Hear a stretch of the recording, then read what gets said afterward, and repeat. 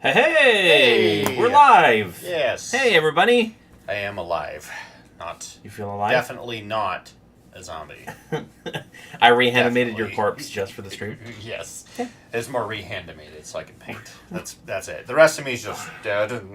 Can I end the stream already? Reanimated? Yeah. How dare you, sir?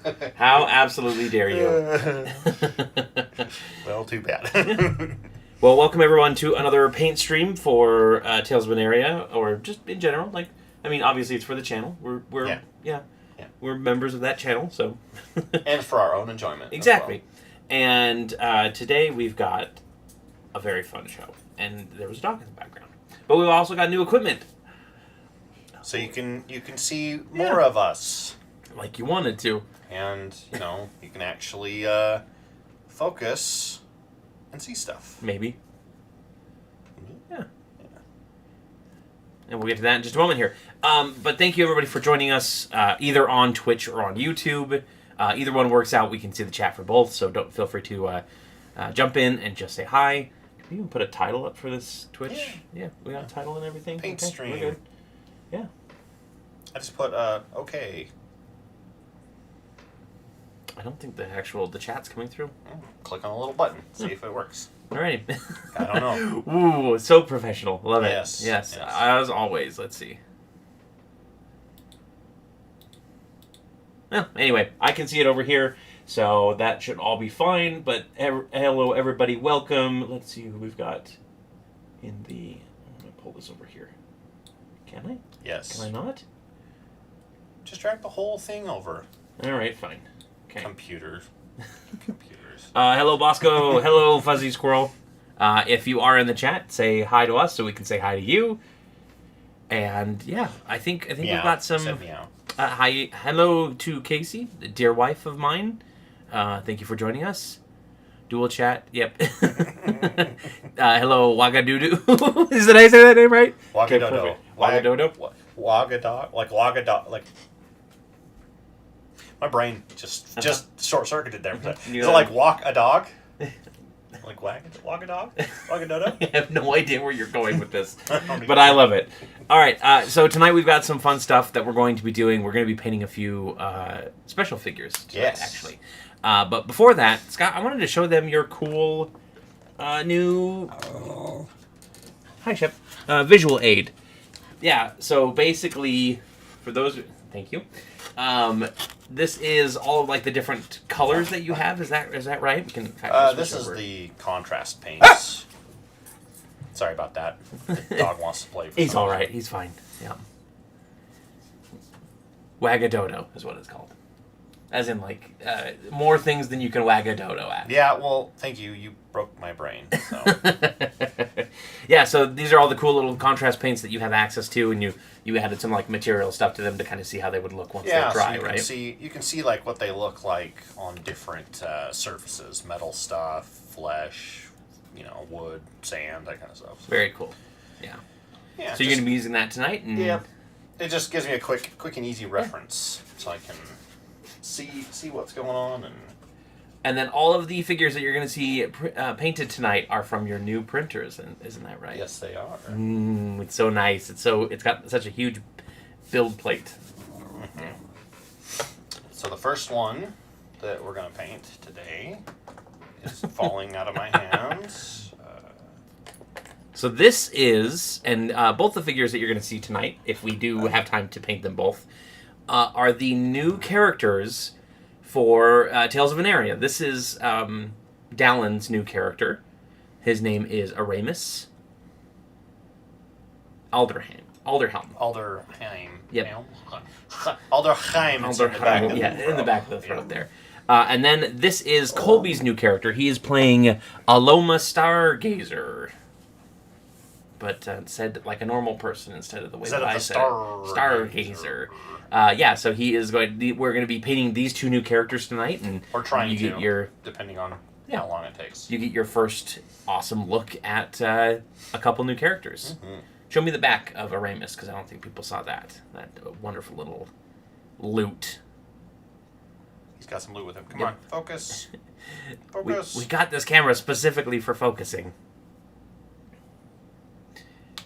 He's got a loot. Also, let us know if things are too loud or if we're just being too loud. Just because, we don't really know. It's kind of all a new setup. Yeah. So, yeah. Hello, Telly. Yes, we are having a really good night. I hope that you are having a good night as well. So let's jump into it a little bit. Yeah? Sure. You want to just start off? Yeah. Okay. I'm starting off by starting off. Yeah. By picking a color. So I actually wanted to start off tonight by just taking a moment and talking about how excited I am for this new season. We're really... Good job, Cory. Sorry, bumping it. My bad. Professional stream. We are really in the heavy gearing up phase. I had thought that I had finished the first session and then came up with a new idea and had to push session 1 back to session 2 and have a new first session that's almost complete. And it's getting to the point where I'm like, this might be a good 50 to 100 episode season in itself. Ooh, so almost double, maybe? Yeah, and that means that with the way that giving out levels is probably going to go, we're probably going to have quite a bit of time in level 20 epic campaign tier, which is good because, everything outside of Aneria is pretty dangerous. Well, I'll take your word for it, because I don't know. But if you do have any questions about anything, let us know. If you always want to chat. Bosco says he's jealous of your steady hands. They're not that steady. It's a trick of the camera. Yep. Hence the whole clutching myself so I don't shake. Yeah, in fact, he's got his hands pretty much like one is braced against the other, and that's how I have to do it too. I literally have to have one hand brace the other one in order to keep it from shaking too bad. Yeah. And now I'm going to notice every minute shake for the rest of the stream. Isn't that a song, like one hand gripping another? I swear that's like an older song. I am not following your train of thought tonight. Don't worry, it's the train has been derailed. Mm-hmm. I think it was by the Violent Femmes, though. The Violet Femmes. Violent. I like the Violent Femmes. That's that's a a warrior bard group. Yep. Yep. Casey's asking why they don't have a base. So lately, I have been printing them baseless, so that I can get some of the underneath areas, because it's easier when there's no base in the way, obviously. They do have bases. They just print separately. And so what I end up doing is I end up painting the whole figure first, without the base, and then I'll glue them on. And sometimes that gives me a chance to do some cool stuff on the base too, and some extra, extra flourishes for it, or, some different accoutrements, if you will. Yeah. But yeah, that's what I've been doing lately, and they seem to print basically the same as far as quality goes, speed wise and stuff too. Especially now. Yes. We're down to a third of the speed and double the build plate. Yeah. Of the previous one, which is amazing. So the old printer I had was 3 years old at this point, and I bought it back in 2019 when it just barely hit the market, and it was like the first commercial resin printer on the market for the average user, and it cost I think $500, and which was a decent chunk of money, but not so much as to discourage anyone from getting into it. It's not like an industrial one where it's like $3,000 or something like that. Yeah. So I bought it mainly for miniatures because I had been printing on these guys right here. Oh yeah, the big FDM ones that use a roll of filament. And so I got it, and it was so nice of a printer that I could print such high quality stuff that we kind of just went crazy. We have a couple shorts coming out that you'll see. Yeah. The amount of stuff that we had printed, we kind of went a little overboard on some of it. That's actually been a huge part of this break, has been making a proper storage system for all of these miniatures. Mm-hmm. Because up until this point, and you may have seen them in the background of a couple episodes, but some of the basically we have to just shove a bunch of plastic totes off to the side so that they're out of camera, and then just sit there and go through them one by one when we're looking for figures. And it was not very fun. It took a long time to get combat set up, and I don't know. I always have a feeling when things are messy, it always kind of hits me mentally. I have a problem. I have a problem with it. Like I don't know if it's an OCD thing or if it's something else, but it makes me uncomfortable. And so every time we would be in a game and I'd see that stuff, I would be more stressed and anxious about it. So hopefully this new thing is good. Which I'll also do a video once it's all done, doing kind of like a quick. I'll do like a behind the scenes video of maybe our whole storage area and 3D print area. That'd be kind of cool if people want it. So let us know. Really cool. Yeah. Hello from Oklahoma. It says, I'm not sure if I can ever pronounce that name without making it sound bad. But yes, Bosco, Colby's character is actually a custom lineage. If you couldn't guess, yeah. What? Surprise! But he is playing a more lupine-looking version of a Kitsune, which is a race in Aneria. And in fact, I updated the World Anvil page, which I don't think is linked in the description here, but if you go to any of our videos, you can see the World Anvil site, and there is a good little section on who the Kitsune are and what their culture is kind of like, so you can check that out. Yeah, I know. It is such a shock to have him be that way. I mean, that's kind of why. Isn't that why Wizards did it anyway? So that people would stop trying to have to homebrew everything all the time. They could just be like, custom. Yep, and I'm sure that was exactly what he was thinking, and it had nothing to do with the extra feat. Oh, sure. Yeah. I don't know what feat he took. He sent me his character sheet, but I haven't really given it too much of a look, other than the cursory glance to make sure that he didn't give himself 10 extra AC or something, which he doesn't. Colby, I mean, everybody in the group is very honorable as far as that goes. I basically have never had an issue with anybody trying to cheat me out of anything or anything like that with this group, which is great. We used to have a running joke with an old player that he played remotely, and we used to say all the time like really another crit, Yeah. And he was being honest, but it became a running joke that he's super lucky, and it was always that's a 20, We'd be like, really? Send a picture of your dice, Yeah. He did roll a lot of crits, that's for sure. We're gonna get a webcam just for that, just so we can see what's going on your side. Mm-hmm. As far as giving him a free feat at level 1 goes, I thought about giving everybody a free feat at level 1, but back when we started the campaign, it wasn't quite to that point where Wizards was pretty much doing the same thing, where they were like, you get a free feat associated with your background and whatnot, so I just kind of was like, I don't know if I want to do that in addition to all the other homebrew rules that I'm already doing, so we didn't, and for the next campaign, probably will, just because it makes it easier, but again, custom lineage really just helps out. Anyway, I think the campaign that you're running for us, for me, rather, just kind of an off-camera campaign. Just Cory, no one else. Just for me. It's just a one-on-one. Yep. Is going to be, we get a free feat, which is nice. Yeah, I instructed all the players to grab a free... Get in camera. Free feat. Every time. That's all right, though. Yeah, boon. I do give out a lot of boons. I have given out some on the channel as well. Bolt specifically spent 100 years and got a free feat out of it, so that's pretty nice.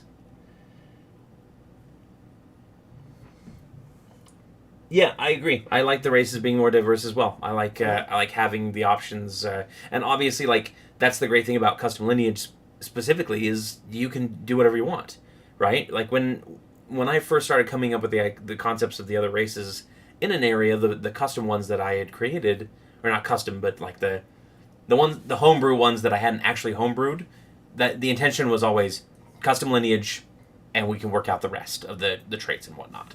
And so it's really nice to just be able to be like, okay, yeah, we can let you do whatever, and then custom lineage just takes care of the role on that regard. Obviously, that cheapens the idea of species as a factor. I think we have to is it species now, or are they still calling them races, fantasy races? I think they're still races, because you still pick your race in the book and stuff. So, but yeah, so I think that really just makes it a whole lot easier is to have custom lineage be the thing that takes over for that. Honestly, at this point, I barely even call any class its actual class in my head. Colby comes up with these ideas, and Colby never felt like a warlock, sorcerer, paladin to me. Like he never felt like just those three things combined.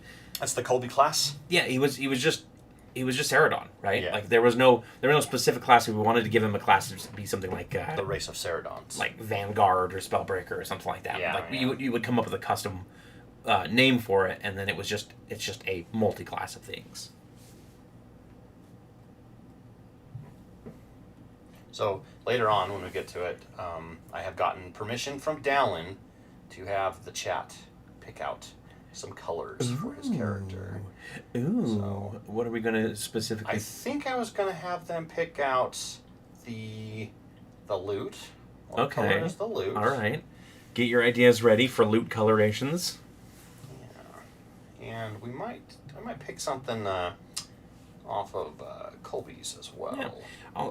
You know what? Maybe I will bring up their character sheets and I can tell at least what the classes are, even if I'm not going to go into detail on their different skills and abilities. Because once we post the first episode with the characters, we'll have a full character sheet up for them, and we are having them just start at the same level as the rest of the party, which I believe is 12, right? Yes. Yeah.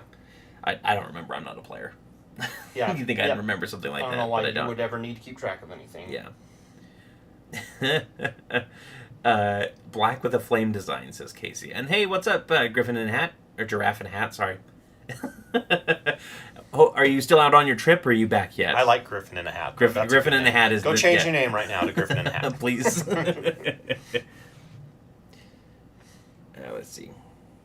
Oh, you know what's exciting is August 18th, next Thursday, is the next big announcement stuff for... Oh, yeah. For D&D Beyond. Or not D&D Beyond, but just D&D in general. We get to see who they're doing. Jenny D's a host. Yeah, that's going to be some others. So I think it's a Wizard-specific theme, because I'm sure they're going to talk about Magic as well, which that's fine with me. I've been loving Magic lately. I know the Warhammer 40k Magic set got delayed. I don't know if you heard that. Oh, really? It got delayed? It did. I wonder why. Games Workshop is evil. Well, maybe. No, I did not say Ginny D is a hoe. Nobody would. No, I would never say that. No, she's a treasure. Yeah, you do need a nap, Fuzzy. Get that stuff out of here. You're supposed to be one of the good ones. No, that's Sorry, I'm still pulling up characters here. Who pitched the idea of the campaign online fully? Colby. Actually was the one, well, technically the fans did. Let's be honest here. They started watching the Slide Into My DMs episodes, which were a lot of fun to do. I think that's just on hiatus right now, by the way, in case anybody asks. But it was one of those things where everybody was watching us interact, and they were like, oh, we would love to see you play a game. We'd love to see you play a game together. And Colby started talking to us. And at first I was against the idea because we were wrapping up our current campaign. And, well, we were in the middle of COVID, and then we were wrapping up the current campaign once we got back. Yeah. And I remember we did streaming for a game before, and I remember how much of a hassle it was, mostly for Preston, because Preston had to haul down all of his equipment every week and set it all up, and it took like half an hour to set up the stream and everything. But then when we started talking about it as a permanent recording, and Scott started talking about setting up his little the little rig that we have set up now, it kind of just spiraled from there, and here we are. So thank you to the fans for doing that. Yeah, studio in a backpack. That's exactly right. Yep. Yeah, it was a good 20-30 minute setup every day for him. So if you notice, the quality changes occasionally, the camera locations change. Whereas I think we feel like we can get most of our stuff pretty solid all the time. Just because everything's kind of permanently mounted, hanging off the ceiling, that kind of thing. Which sucks for the original intention for that room, which was to be your theater room. It was my theater room, yes. Yeah. But as far as it goes, it's the perfect place to do that. The Red Room is awesome, and we are happy to have it. So I finally have the character sheet pulled up here. Aramis Alderhelm, Helm, yes, it is Helm, haha, is a half-elf bard paladin. Bardadin, yep. Specifically, in case you want to do any theory crafting, Bard 8, Paladin 4. That's all we'll tell you about it. I guess you'll have to watch session 1. Yep, session 1. Session 0, and then session 1, obviously, but watch them all. Duh. Of course, yes. And then I don't think... Oh, there it is. There's Aloma. Yep. We'll get to Aloma in just a moment here. Aloma. So, funny thing I told you about Aloma is the last name Stargazer is the name that I gave my first OC. Is the last name I gave my first OC. Oh, yeah? Yeah, my first World of Warcraft RP character. Card was, would like a... last name Stargazer. Would like some choice words with you. I may have pulled it from You know what those words would be. That's a good name. Yeah. Treat it right. Yeah, exactly. All I have to do is just be in two places at once. Yes. And then Colby's Aloma is a... Wow, okay, yeah, of course. Cleric 8, Druid 2, Warlock 1. I did not know he took Druid levels. I need to look at this a little bit better, because he can shapeshift, and I didn't know that. That's exciting. That's very exciting. But basically, he actually came to me and he said, hey, I want to play something a little different than my usual, which his usual is like an elf of some kind, right? So he said that he was asking about the different races, and he specifically asked if there were Kitsune in an area. But he kind of wanted to be like he wanted to be a little bit more wolf-like, and I was just like, you know what, let's roll wolf and fox into the Kitsune race just because that's fun. And so he asked me, you know, what's there. It's kind of like the lie day that I made for our off game. Yeah. They're not just otter folk, but they're a whole bunch of beaver folk and otter folk. Everything in the Liday family. Yeah, even like weasels and stuff. Yeah. Or, you know. Yep. And there's a cool little section on World Anvil for the Lie Day as well.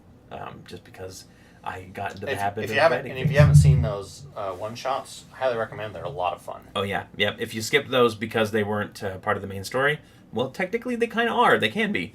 They're at least additions to the story. So check out the Little Hopes one-shots. They're really good.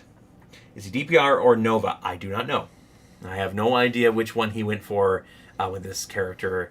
I thought maybe there was a chance he went a little support with this one, which is unique for him, but he has not really shared too much of the concept behind it. We were waiting for session 1 for that, and I wanted to be kind of surprised. Session 0. Right? Or session 0, yeah. Yeah, I think he wanted to wait until then to show us. Check out one of his recent builds. Yeah, it basically, it is based off of one of his recent builds. I know that much. One of the last 3 or 4 that he did. So that's really cool. But yeah, I really like what I came up with for the Kitsune. They're kind of a nomadic people who bind with nature spirits and other like spirits with ideals, and that's how they get their tails. Nice. And there's some really cool information in there, and then so like Taka had. So do you get more tails? Like as you can. Yes, as you bind with more spirits, you get more and more tails. So technically, Taka had 9 tails in the figure that we printed off for him, but I probably would have described him as like 3 or 4 maximum. Okay. Because having a full 9 tails is like you are one of the wisest Kitsune, you're one of the oldest Kitsune, that sort of thing. Tails. Yeah. The littlest hopes are my spirit animals. Yes, they are. They are delightful. I am also a support player through and through. I love playing kind of the background character that adds just a little bit extra, or the protection character. Like I'm a tanker healer, right? Yeah. In fact, really quick, can we show off my character that I'm going to be playing in your game? Sure. As well, since we have it already like cut and everything. Cut. Trimmed. Printed. Yeah. So this is the character that I am going to be playing. He is a Whale Lord. He's going to be a druid, just straight druid, and I was going to go like a healer druid with him. This is Audienphilus Ponfinale. I'm going to try to remember the full last name of the Muscovia Tertoli Munipoli or something like that. Yeah, basically super long last name, super long first name. But the idea behind him is that he's just like this big lovable. He's very large. He is very large. There's a vault for comparison. And we got this we got these figures from Dragon Trapper Lodge. These Whale Lord figures, and we had to shrink it down because when we pulled it up on the build plate, it was a 3x3 base. So they are very large. Very big. Yes. Yep. Random question, Scott. What is your forearm tattoo? Says Bosco. It's a nerd tattoo. Star Trek. Astris. Scientia. Scientia, which is It's of the stars knowledge or knowledge from the stars. Yeah. One of the two. It's Starfleet Academy's motto. So, if you remember last week, I pointed to all my Star Trek stuff back behind me there. Yeah. That I haven't had a chance to put away yet. I'm a huge Star Trek fan, and so I wanted a tattoo, and that just kind of seemed right up my alley. So yes, it was very much my first choice, and it was just like, yeah, I'm definitely gonna do that. Yeah. I want more Trek. This whole arm, just Trek. Just pure Trek. Yep, top to bottom. Get William Shatner's face tattooed on your arm. There will be a cloaked bird of prey, a cloaked Klingon ship, and they are all cloaked right now. Right now, they are all cloaked. Yeah, yes. yeah. You're just waiting. You're just waiting for their moment to uncloak. I just need stars. Yes. Perfect. Bosco says he's a huge Trekkie as well, Ooh. Or at least he says huge Trekkie. I'm assuming that means him. Well, if you are, we'll get along for sure. Casey says naked Data. He is fully functional. He's also cloaked. There was that one movie where he was wearing a cloaking suit. Yes. Yeah. Mm-hmm. Which movie, Cory? Yep. It's your Insurrection. favorite. It's my favorite. Yeah, it's your of course. favorite I know what it is. Enjoyed the Little Hope's characters as well. Replied, we'll be behind DMing tonight. Oh, you're DMing tonight, Preston. What, are you guys continuing the same group after the Tomb of Annihilation, or are you moving on to something else? That was what I would like to know. Ooh, Bosco says you should make them UV ink tattoos for the cloaked. Oh, man. So there's a couple like sci-fi stuff that I really like, and one of them is like a sci-fi, cyberpunk, futuristic thing where you put programmable ink in your body. Oh yeah. And you can use like your tablet or whatever to make whatever pictures you want. And someone needs to invent that. That'd be so cool. Yeah. Because then it'd be like, just tattoo the whole arm black, and then I can just like, Photoshop design it. Some new characters, transitioning others, same story / setting. Cool, awesome. Maybe someday I'll cameo in that game if you'll have me again, just because. Yeah, that'd be fun. That'd be a lot of fun. Because you had too much stuff going on. You couldn't keep up with it, and then your character died because Preston killed him off. No, I killed him off specifically. Okay. Yes, because I had to bow out of the group, and he was cursed. So yeah. I was like, oh well, let's just kill him. That sounds like fun. Yeah, he is lactanic. He's very lactanic because he's cursed. AR tattoos are pretty tight as well. Yeah, those are really cool. That's kind of that'd be kind of that's cool. kind of where everything is heading, right? As far as tattooing and other things. I think augmented reality is going to be really cool if as long as it's not like They Live, right? Where it's all where it covers everything. It covers everything, and it's like we can that one episode of Black Mirror where you can literally block people from your vision, right? Yeah. And the government does that where they make it so that you're just a gray blotch and people stay away from you because you've committed some sort of really bad heinous crime or something like that. Yep, yeah. exactly. Heinous crimus. Heinous crimus. The opposite of habeas corpus. Yes. Off camera. I'm doing small detail. I know, but I'm just letting you know. Yeah, I had a Cererak terminal cancer. Yes, I did. Absolutely. I love a Cererak. Oh, man. Oh, he's so cool. So I've been... I wanted to talk a little bit about tonight about my inspiration for Season 2 and where it's been coming from. Because I've got a couple new methods that I've been using. And I think they've been working really well. I have one where I literally just went through your list of miniatures and said, oh, this one looks good, I can do something with that. This one looks good, I can do something with that. And then sent me a list of like 150 miniatures to print. Yep. So. I got to record your live reaction to that, which was great. And then the other one is I've actually been, and this is going to sound uber nerdy of me, but I've been using random magic card generators in order to get ideas and inspiration on like unique monsters, unique abilities, items, etc. And basically what I'll do is I'll just like look at the art, look at the name, look at the abilities on it, and be like, oh, okay, I can adapt this. This could be really cool in this situation, and then move on from there. And it's also really helpful to like come up with really unique bosses, which we should see within the first game. Ooh, exciting. One of my favorite moments from Campaign 1 was the resolution of the Noserai. I really appreciate that. Random, I know, but I just tickled, but I just lucked out catching the live stream while watering plants. That's fine. Yeah, it's really awesome. That is your favorite moment. That was Tanaka Joe. Well, welcome. We Yep. haven't said welcome already. Yep. I said welcome, but I didn't want to say his name because I was worried that I was going to say something I wasn't. Trader supposed Joe's. to. Trader Joe's. We'll just call him Trader Joe's. He's an OP Magic card. He is an OP Magic card as well. Scryfall is amazing for that. I think I am using Scryfall because they do just have a random generator. I think it is Scryfall that I've been using. I just looked up random magic card generator, found one, and pulled it up and started using it. Does it pull from currently available sets, or is it like actually create random cards? No, it pulls from everything official Magic. I got one that was literally like it was like a promo token for something or like for some set that I'd never heard of. Okay. Yeah, so it was it's got everything in it. Everything that's an official Magic card is in there.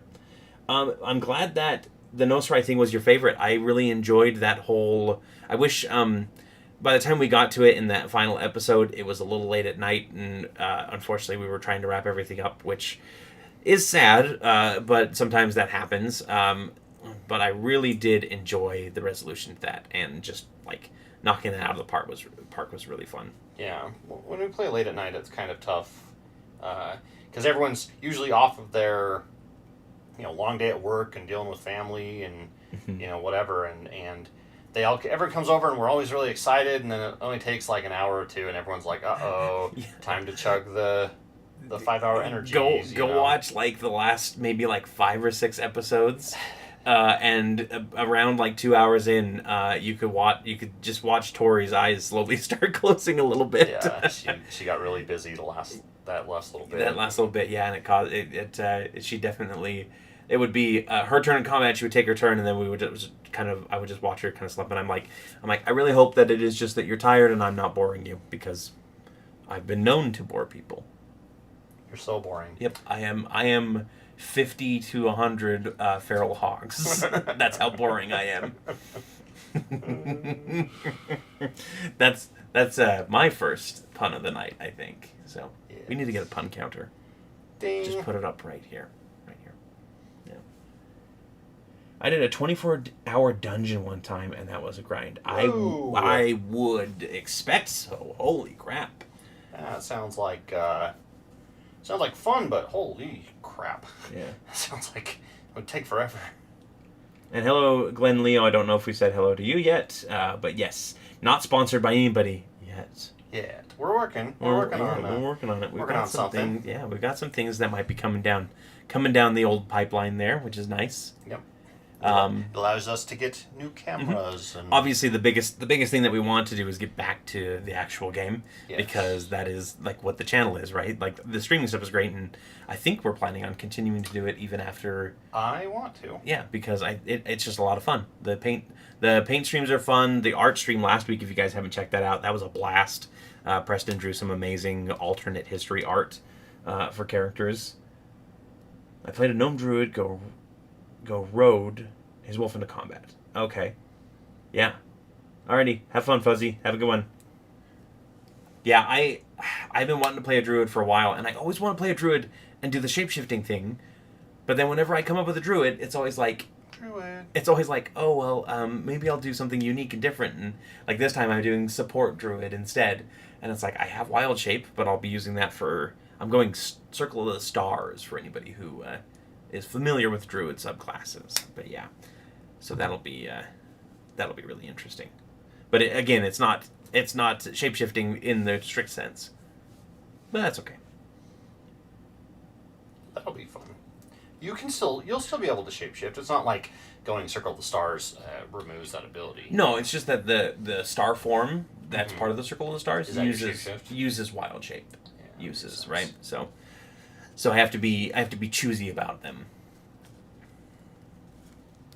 Our usual campaigns have been on Thursday nights, but Fridays are tough when you have to wake up at 3:30. Yes, exactly. That is, we record on Thursday nights as well. We record at 8:30 is when the game starts. And then we go until about midnight, and I have to wake up at 5 o'clock or 5:30 in the morning the next day, which is always fun, because after going until midnight and trying to lay down in bed and just do nothing, and trying to go to sleep, that's hard to do. Yeah, that's very hard to do.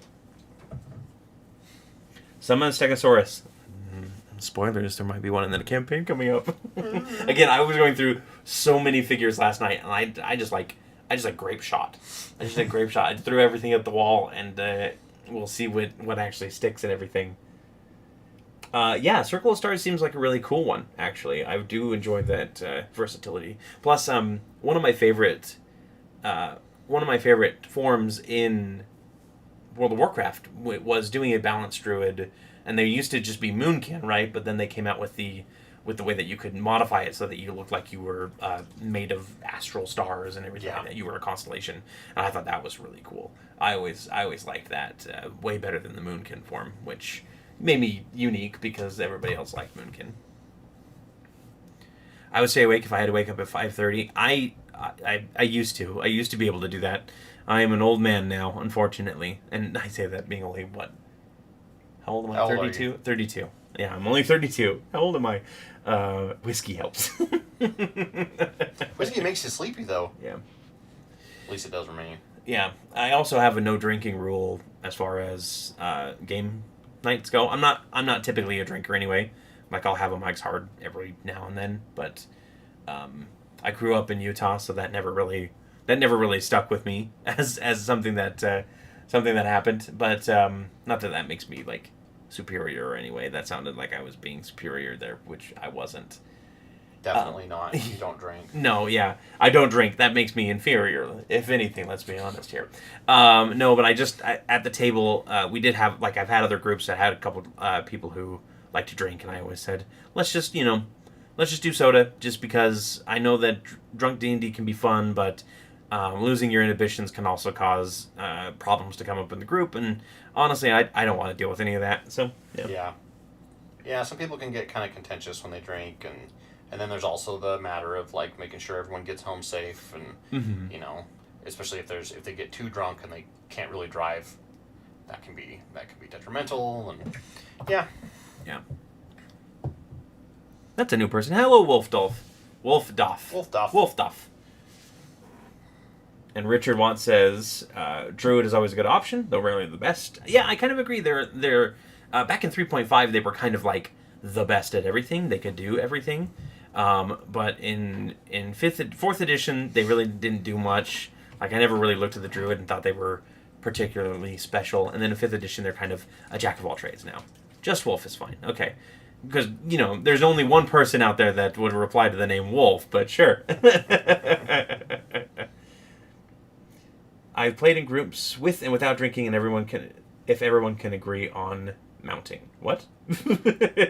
What groups have drinking and mounting involved in them? I'm very curious about that. That's definitely not something we could put on YouTube. Yeah, that would be more of an OnlyFans content. Let us know if you guys want that. Just kidding. No, not at all. Yeah, but if the entire group was hey, we want to come in with the social aspect. Actually, when Dallin first started playing with us, he played a wizard who was drunk, and he was I want to really get into the character, and he used to drink. Very much. What do they call that? Method acting. Yeah, he was method acting. Yeah. And he drank for 4 or 5 sessions, and one night we had a really long session, and I think he finished off a whole bottle of vodka. Or some alcohol, some stronger alcohol, some stronger liquor. I don't know. That was before I joined. That was before you joined, yeah.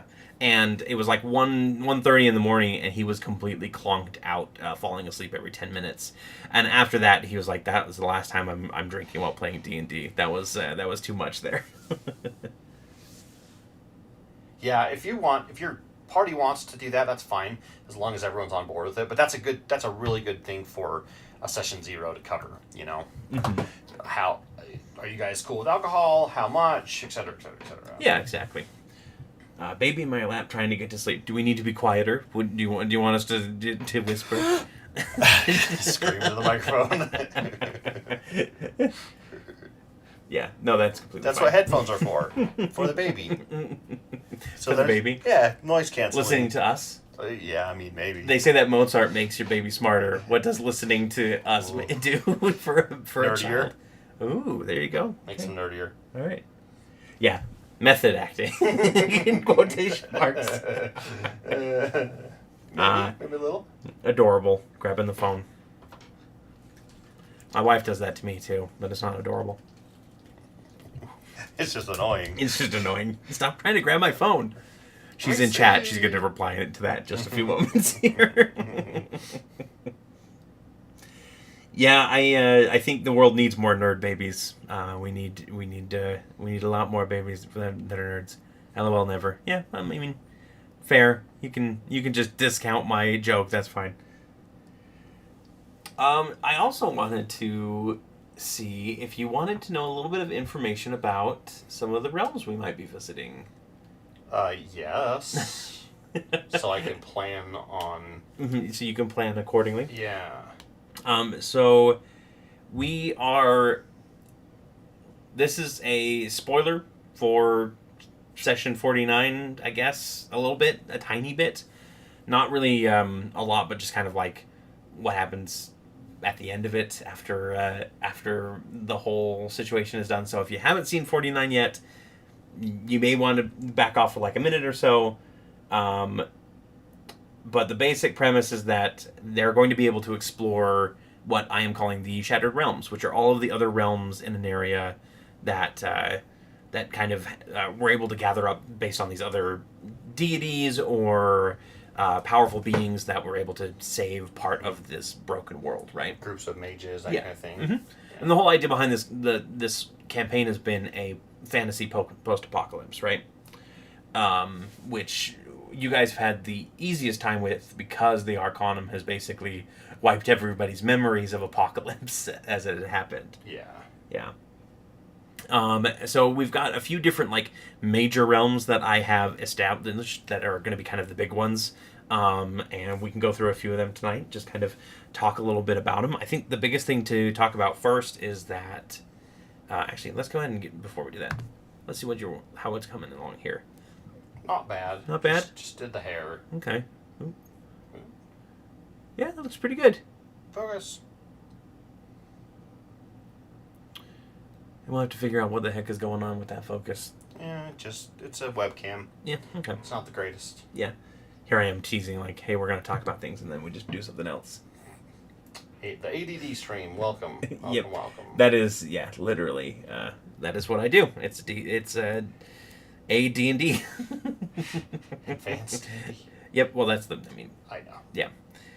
I do need to pull up the stuff here just so I make sure I'm not just talking about nothing.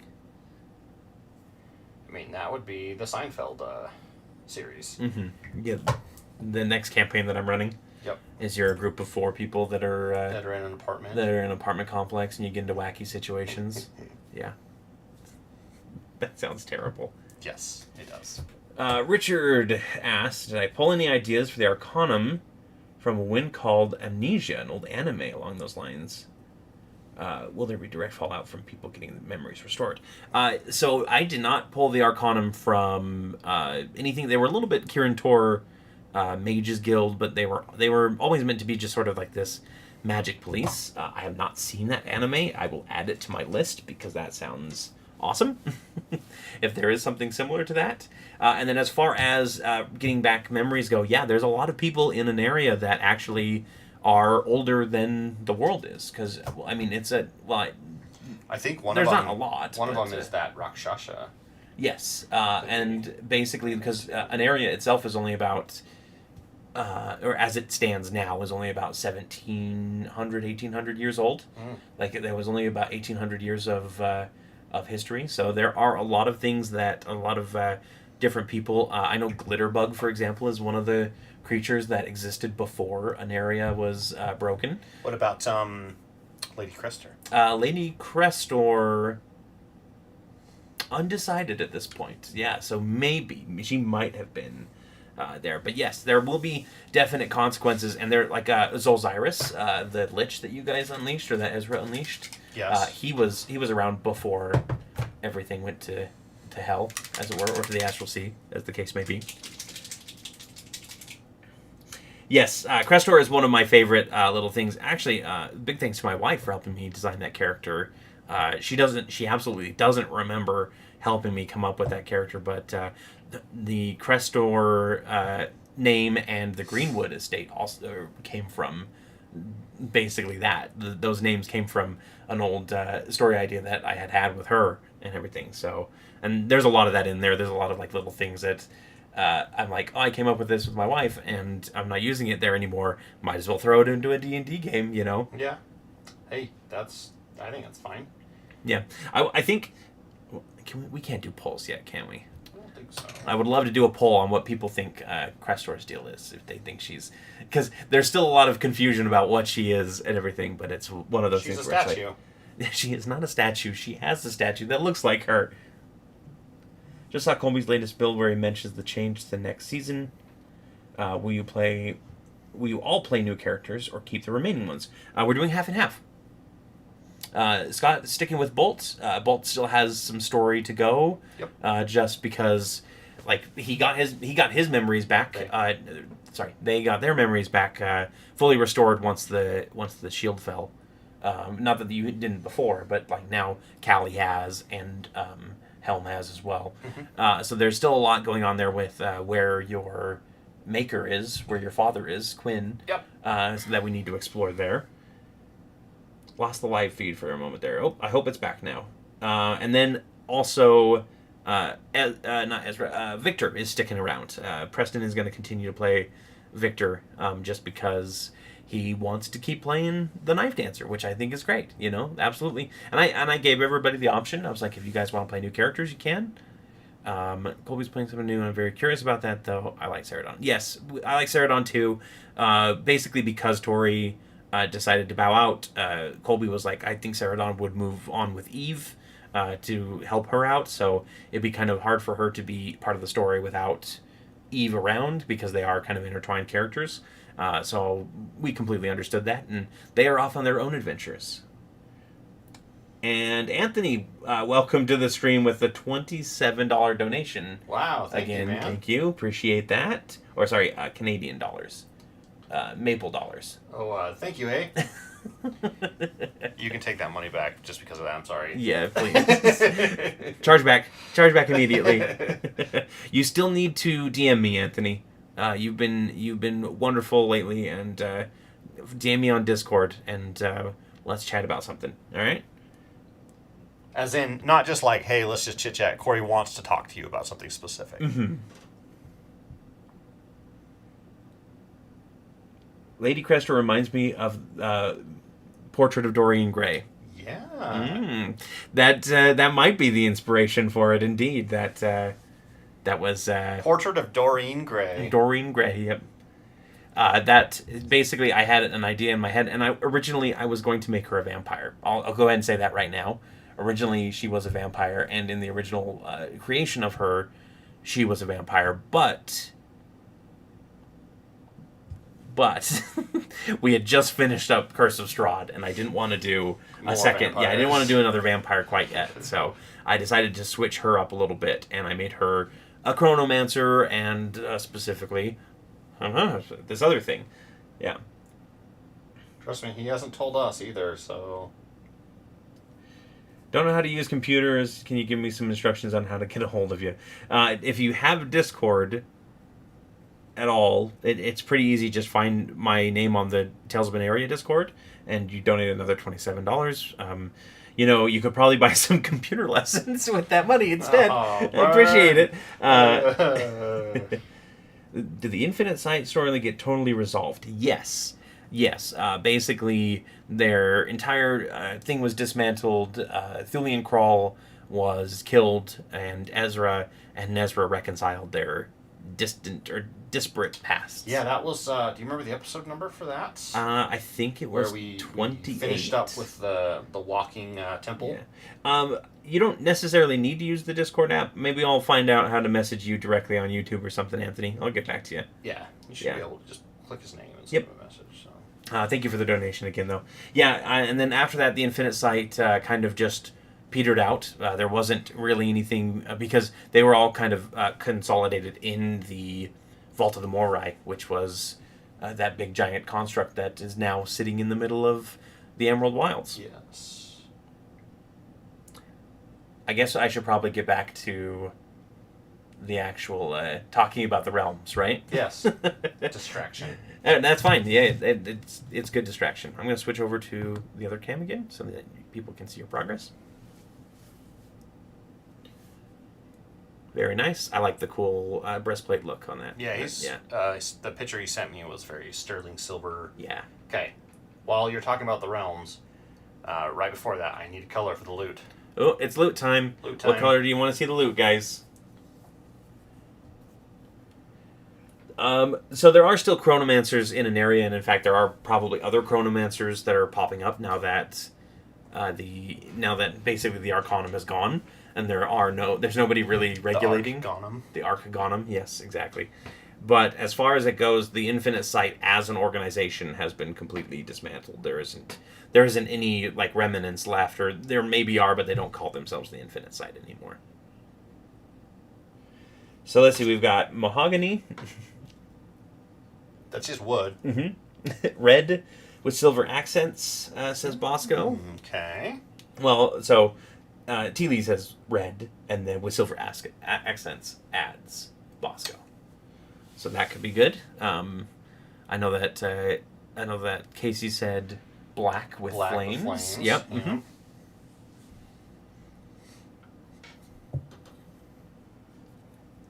I mean, you guys get to pick. Go wild. Yeah. Whatever. Those comments in. Obviously, I'm not like the best at drawing super minute symbols and stuff, but like we can go crazy color. Yep. Kind of like if you remember Bolt last time I was on the stream, we went purple. I mean, you got Bolt there. You could just show him off again. Yeah, we got the pink belt buckle. Yeah, for Big Bolt. Late to the party, but who's being painted? Richard, this is Aramis Alderheim, which is Dallon's new character.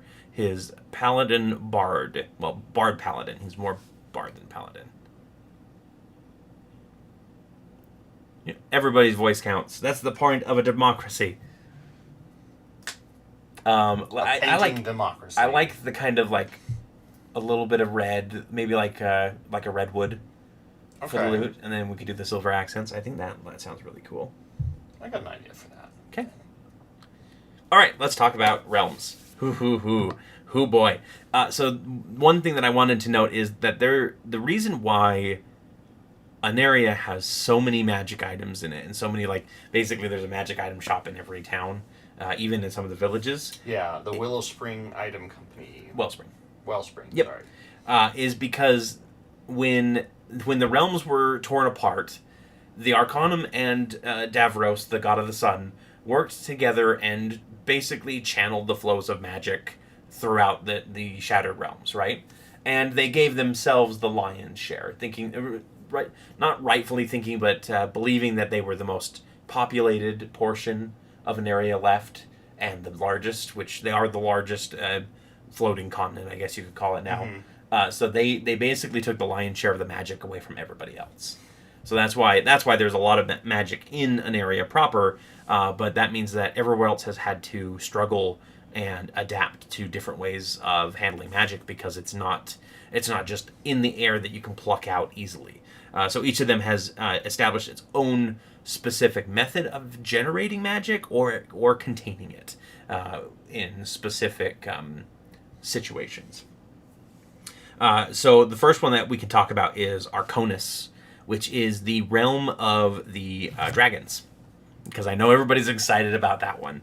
Arconis is I'm going to pull it up here. Basically, there was this huge conflux, the huge council of dragons that got together, and they, as part of this whole ritual that happened, and when everything got shattered, they formed together into a kind of this. They formed a bunch of the rugged mountains and a lot of the highlands and things like that into a realm that they could rule over. So you'll see a lot of dragons. You'll see a lot of dragonborn and kobold and half dragons in that realm.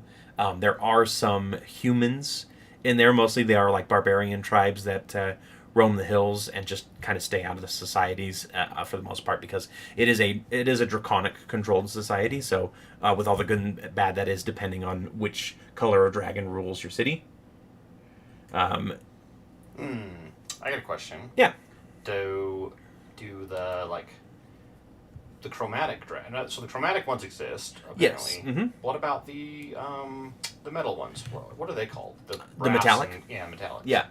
So do they also exist? Yes. Yeah. So we have a few different. We have a few different factions. Basically, the chromatic and metallic were working together for a little bit, and then they just sort of drifted apart, and now they're at war again, as it were. Yeah. As happens. So the metallics. Like you do. Yep.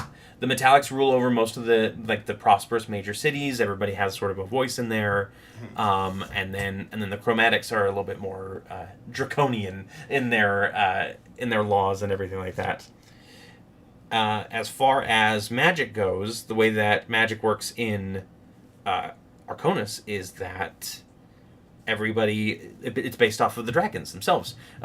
We got a really cool stuff in Fizban's Treasury of Dragons that talks about how steeping items in draconic magic really works out and kind of empowers things. So I kind of ran with that a little bit, and basically said that there's the dragons in the cities. They kind of, their benevolence and their power flows out into the city and is caught up in mana catchers and that sort of thing to be infused into weaponry. And then runes are a big thing in that, because runic magic is part of that kind of we are storing a specific magic in a rune to be activated later, and then we can recharge it once we get to a city. We get to a draconic city. Man, a little magic battery type of Exactly. What about gem dragons? There may be a gem dragon or two. Oh, I love the artwork for those. Yeah. I think they look so good. Yep. I know Gem Dragonborn are definitely going to be a thing. As far as the Gem Dragons go, I mean, if they're in Fizban's, I don't see why they wouldn't be in ours Can as we have well. a bard group called the Gem Dragons and the Holograms? Gem Dragons and the Hologram Dragons? Yes. Richard said, Bolt don't meddle in the affairs of dragons. You are crunchy and taste good with ketchup. I don't know if Bolt would taste very good with anything. No, Bosco just said that's a high iron diet. That's true. Bolt would be more like a toothpick. Exactly. Right? Like a fancy metal toothpick, you know? And then the other thing to note about, let's see, I just have here. So as far as the main power players go, green, black, and red are the main three dragons. It's actually Colby is the main power player. He's the main power player. Yes. And then on the chromatic side, you've got your silver, gold, copper. Those are the chromatics, and then the metallic side are the silver, gold, and copper. Basically, they all exist there, but those are the main factions that have carved out a piece of the map, as it were, a piece of the Highlands. And then the last thing is that big dragon population means that there's a lot of big animals. So you'll see a lot of mammoths and rhinos that are regularly raised as herd animals, that kind of thing. Large bison. There was that extra big snacks. There was a conversation about magma snails and making gigantic magma snails that I am throwing into Arconis. That was on our Discord originally, and I liked it so much that Arconis is going to have its own population of high quality escargot for the dragons, as it were, you know. And then we've got so the next one that we can talk about here, and if you have any questions about the realms, feel free to spout them out. I'd be more than happy to answer them or make them up on the spot, as the case may be. Unless it's a spoiler. Yeah, exactly. So the next one is called the Everblight Woods, which was a realm that was mostly like forests and jungles that was collected by the Prince of Thorns, which was one of these major power players that helped out during the Shattered Realms. And unfortunately, it used to be called the Evergrowth, but there has been a rot that has been slowly corrupting the forest itself, and so now anybody who comes into it finds sort of a thorny, fungal, desolate forest rather than just the normal forest. Something I absolutely love, so I can't wait to see what kind of figures you've grabbed for that. There's some good ones. Basically, you're going to see a lot of fey creatures. You're going to see a lot of elves in there. Those are going to be the main populations. We're going to have some centaurs in there, some other dryads and such. Treants and everything. There are a few different types of magic. Obviously, the big one is blight magic, which is the primary form right now because there is a specific tree called the Dothori Vul, which is basically this giant tree that its roots stretch underneath the Everblight Woods, and that's kind of the ley lines are these roots, right? And they've been corrupted. So the magic that they spill out is this rot magic, as it were. And so you'll see a lot of you'll see that as the main type of magic that gets pulled from the air is magic that rots things away and kind of corrupts the forest and everything. What does that stand Scott's using? Somebody asked really quick. If you're talking about this, yes. This is just a paint handle. Citadel also makes one. This one is spring-loaded. It can hold some bigger stuff. I prefer this guy right here. It has just rotating top, and that's just some almost like poster tag putty. And it's from Red Grass Gaming is where I got this one. I need to pick up more because you can actually pop the heads off of the newer versions, so you can have multiple heads with characters on, and you can keep switching back and forth to them really fast. Yeah. So whereas this one, I have to actually peel it up. Yeah. And then it's nice to be able to rotate that around and everything too. Rotate it, flip it upside down. It just gives you something solid to hold on to. Mm-hmm. Helps with that shakiness. Yeah. And then as far as other magic goes, Mycelial Magic is actually a big thing. Fungus. In the Everblight, because the Mycelial... sounds like a bunch of fun guys. Yes, exactly. The Mycelial Network is its own section of ley lines. And I was considering that more like a neutral magic, right? Where it's not good or bad, it's just kind of its own thing. But it can be used for raw magic, it can be used for protective magic, that sort of thing. And then the other big thing is potions in that realm. Because there's herbs and stuff. Because there's a lot of magical herbs that have flowed through the forest. So potions and drinking, potions and salves and such. Drinking salves. Is a really big thing. So I think we'll see a lot of that going on there. And there's a nice little contention between the two factions there where you've got the Prince of Thorns and his little rebellion against the rot that's coming around and everything. Sorry about this. If you can hear that. Shaking up that paint. That's my paint shaker.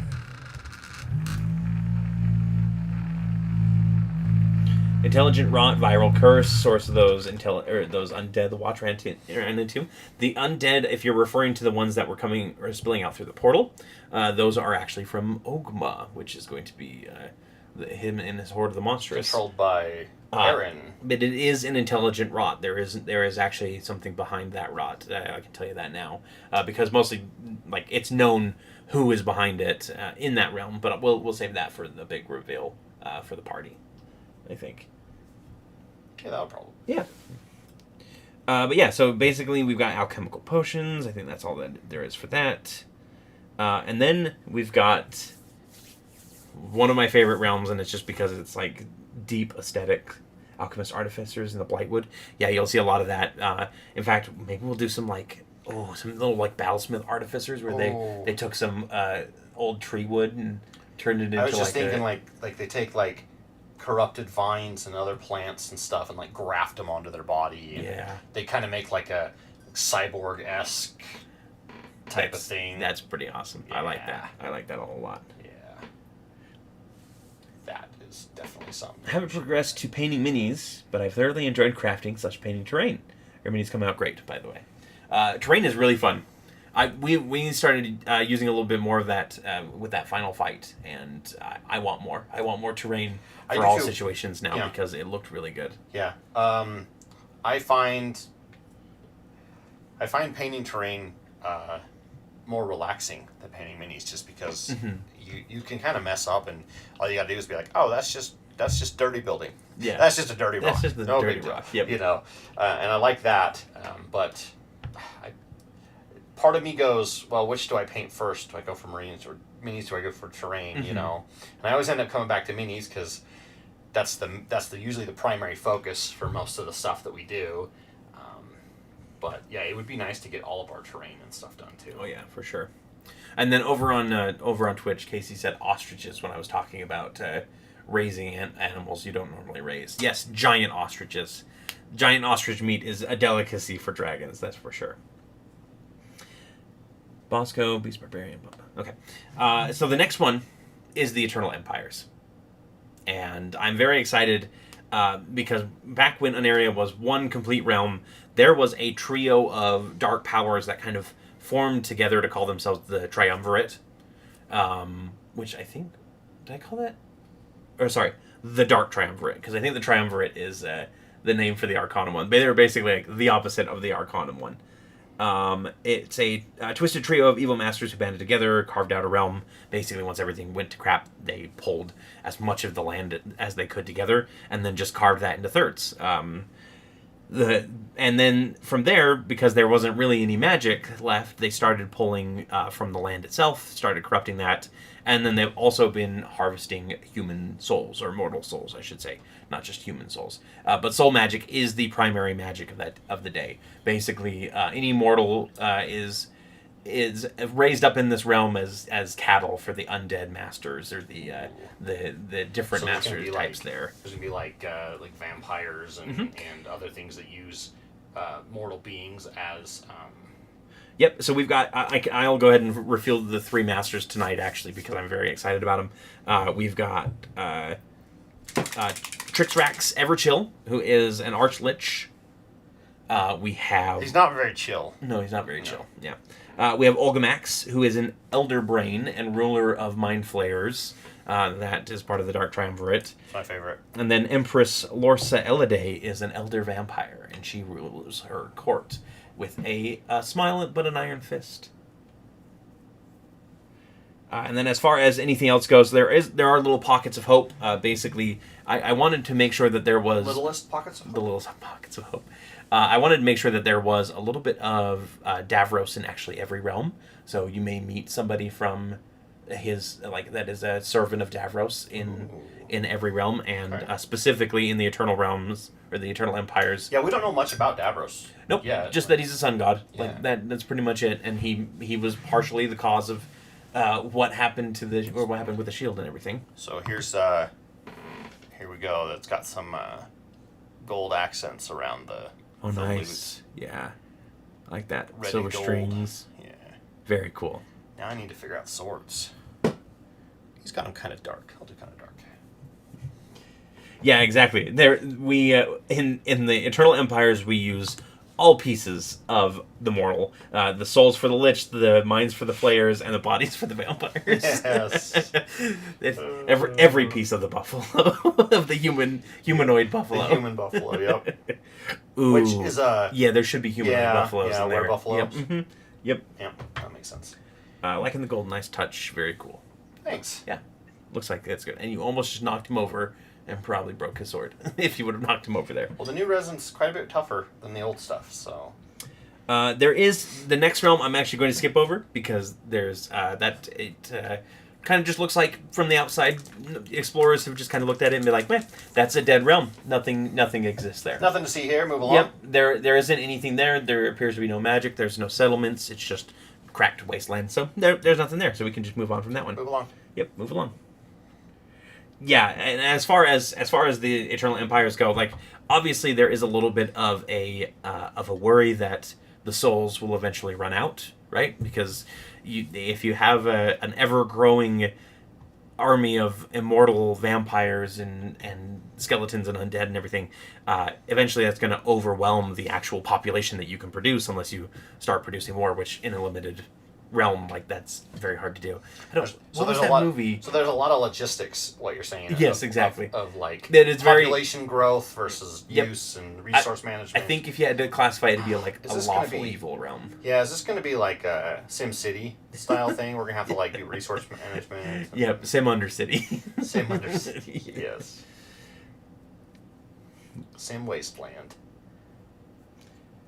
Guess you gotta start farming. Yeah, I mean, yep, you gotta grow up those humanoids. And obviously, as far as that goes, it's done for the thing to show like how evil this place is, right?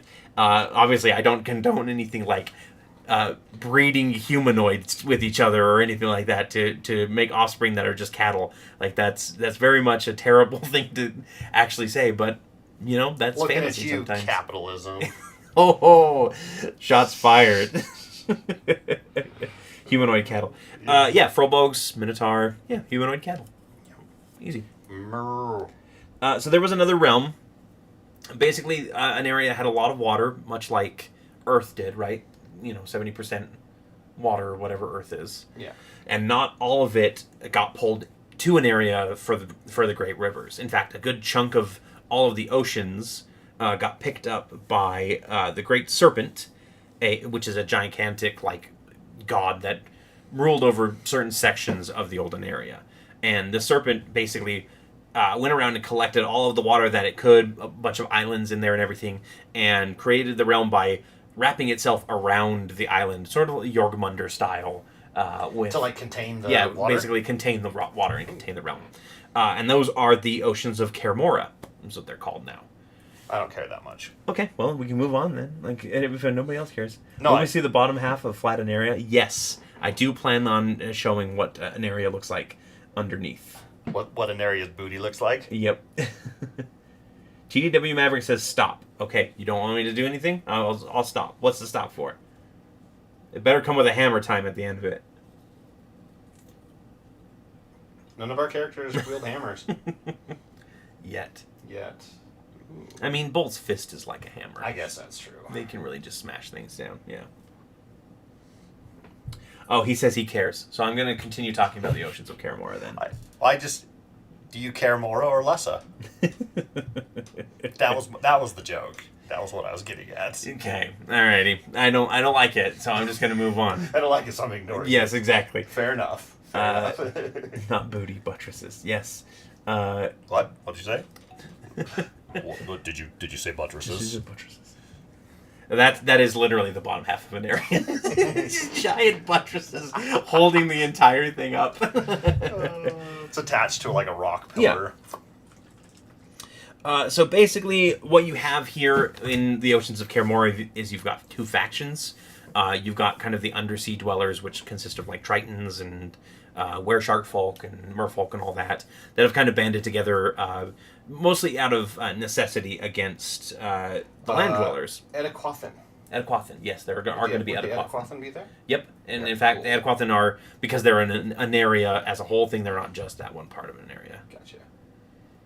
And then you have, basically, they had to band together because somebody came into power on the land dweller side, declared herself the Empress of Serpents. Basically, that she was the high priestess of the Great Serpent. He was speaking to her and saying that those on the land were better than the bestial creatures of the sea, right? Under the sea, and she started kind of this rampage to this campaign to try and attack them. And there's been a really bad back and forth with wars and everything between the two of them since then. She is basically, you got the land dwellers, which have a very Aztec feel to them, is what I wanted to go with. You're going to see a lot of cool Aztec warriors. You're also going to see some dinosaurs in there, because I love the idea of Aztecs and dinosaurs together. And then, of course, you do have lizard folk tribes that are running around as well. You're not giving too much away, are you? No, I'm just kind of saying what might be there, and then everybody will forget about it, and by the time it comes around again, it'll be fine. Oh, yeah, sounds good. And then as far as magic types goes, the waters of Kaer Morha are infused with the Great Serpent's power. And it kind of gets collected and stored in scales. It makes creatures larger, and it makes their scales go vibrant with color. Ooh. And those scales are traded as valuable currency. I get to paint a lot of really vibrant colored... Mm-hmm. Yep, and then you'll see for example, one of the concepts I had in my head was like a merfolk wizard who had her body had very vibrant scales for the fish half, mm-hmm. and then as she used her magic power, those scales dulled down to a normal color until she could regain her magic, kind of thing. So you'll see a lot of that. Basically, magic items have these scale batteries to them, right? and they're made off of that kind of scales and such. Anthony, thank you again for another donation, $6.99. Yes, Appreciate it. Awesome. The animals are all equal, but some animals are more equal than others. That's exactly right. Yep. TDW, welcome everybody. We're doing great. Just talking about the new campaign and how excited I am for it, and giving everybody a little bit of preview. And then we come to the final realm that I have planned. Like, obviously there are a bunch of other smaller realms that we can throw anything in there that we wanted to. That's the whole point of this, right? Is being able to add any realms that we want to. But these are the big players that carved out a piece of an area to protect. And the last one is the deserts of Melanatos. Zapdos. And Melanatos is actually a bull god, and he was originally a god of desert life. Is this a official thing or something you made up? This is a made up god. Nice. Yep. Because it does sound like... yeah, feel free to borrow that coloration. Yeah, it definitely does sound like something that would be in, one of the lore. Yeah. Yeah. Yeah, I'd love to see that aquatic dragonborn, and please feel free to steal my ideas. I'm completely okay with that. That's completely fine. Just say that he inspired you. Yeah. But anyway, so Melanatos, because he's the Lord of Desert Life, he pulled together as many of the deserts as he could. Obviously, like, the shifting sands exist in an area, so he didn't pull everything. But so you'll have a lot of, like, desert and barren ground. Aneria was very much a mixture of biomes, right? Yep. And now you have a realm that the rainfalls not only bless the desert with life, but it blesses them with magic as well. Like down in Africa. Yes. Yeah, exactly. You bless the rains down in Africa. Yes. You've got a really cool, wow, I've lost my train of thought here. Thank you for your random jokes and ruining my train of thought. And thanks, Anthony, for another $2. Appreciate that. But yeah, so you've got basically the rains and the winds of the deserts of Melanatos contain the magic, and it's collected in like big wind catchers or magic wind catchers and everything, and whenever the rain falls, obviously that adds to these things. But there was a big problem in the beginning of Melanatos. Where artificers were really using the water to make constructs and everything, and it got out of hand, and the constructs started like rampaging around. There was a lot of like different issues with mechanical constructs, and they now basically they roam around whenever it rains. They have these like rain catchers on them, right, that collect the water and power the constructs, these old rusted constructs. Oh, cool. And they start rampaging around again until their bodies fail and they drop, again. I'm waiting for the next rain. Nice. It's mainly, the main population is actually insectoid. There was a... Kind of like Thrycreen? Yeah, kind of like Thrycreen. They basically had this big war between artificers and everything. Now Artificy is kind of like... It's bad. Like, they don't like it there. Sorry, Bolt's going to have a little bit of a rough time. But they have these rules against... an artificer and a construct. Yep. They have these deep rules against constructs and against artificers that they're basically kind of kill on sight. But you do have factions of, like, scrappers that go around collecting pieces from these big constructs when they're immobile, either trying to disable them or grab something that they can use for themselves. And everything, and there's some really cool figures that kind of go along with that too, which I'm excited for. But yeah, so the main magic type is you've got these big like nets that these insectoid creatures have set up that they've created that capture like the doom magic and everything, so that they can And then there is also a secret hidden in the deserts of Melanatos that you will have to discover and learn about once I post the story for it. We will see. And when are you posting those? Sometime. They have to be finished first. Actually, I was thinking about putting them up on Royal Road instead of just having a share to the Google Drive, just so they can have like an official place for them. Or I don't know if... what is Royal Road? Royal Road's just kind of like a free to post for stories and things like that. It's just like for independent writers and things. So Cory, you'll post a link. Yeah, obviously I'll post a link on the Discord and we'll share it on the community page when it's done. Just because, it sounds like a lot of fun. You know what? No, I'm good on my drink for now. Thank you, wife. Let's get a good look at this guy.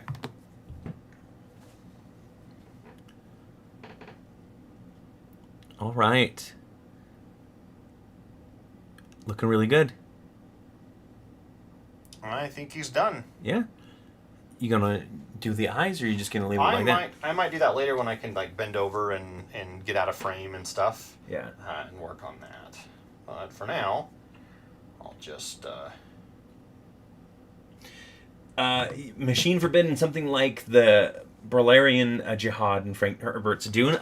Yes, whenever you have any sort of like desert place, it's obvious. Like, yes, that does do inspiration from Dune, and that I did say take a little bit there. Thinking machines. Yep. Right? But what I wanted to do is I wanted to have this cool concept of these large constructs that have been rampaging around, and the only thing that keeps them at bay is the fact that it doesn't rain a lot.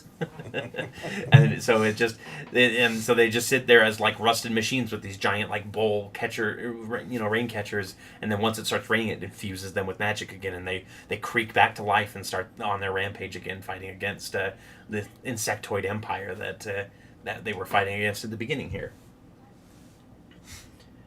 Yeah, I love the idea of water as magic. Obviously, like with Audien here, like again, we could show him off, but him being sort of like a whale lord, I was going into that magic, that water magic kind of idea here. Anthony sent us $7 and says, "Can I buy Bolt a magic item?" With how much you've been spending, yes, I bet you probably could. What magic item are you looking to buy for him? Just keep it under legendary. Let's keep it very rare or lower. How much for a mythic? Yeah. Let's see. She only do scenes raiding magic water and pulling a shadow of the Colossus on great giant constructs. I dig it. Yes. I do want to have those constructs be a huge, like, oh my gosh, this thing could crush us if it were active kind of thing going on here. But that's what I have so far.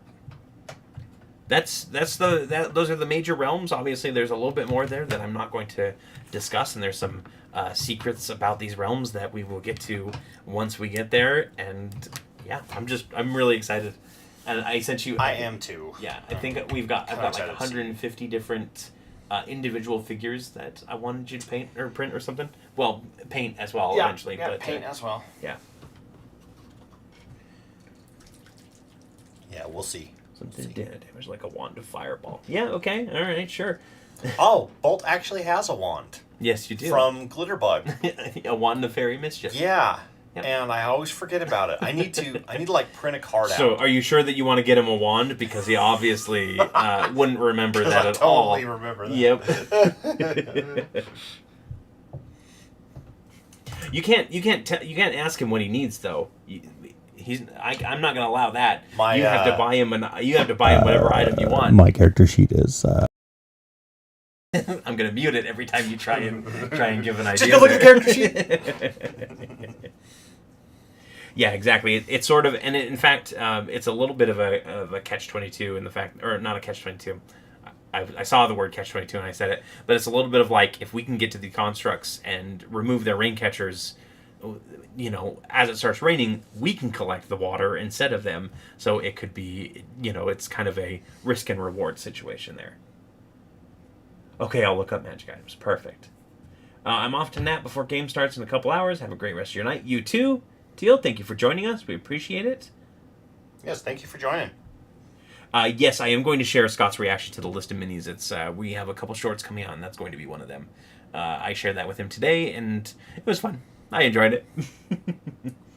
I too enjoyed it, but I am also dreading it. So we'll see. Yes.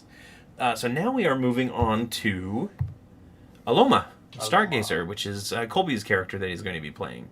Which, if the indication from what people have been saying on the chat is going to be crazy, and I'm going to have to adapt my whole play style again. I just got used to Ceradon, so we'll see how this one goes. I think it's a push and a puller through like thorny vines and things like that, if I remember correctly, but I could be completely incorrect. Isn't that the? He was asking questions about that. That was the Spore Beast one that I played in the 10K or 20K. Yeah, I think he has a new version of it that he just recently came out with that is a little bit different that he's been like, playing. Kind of updates it or something. Yeah. Okay. But yeah, it's similar to that. So, Bolt with Air Jordans, give him some winged boots.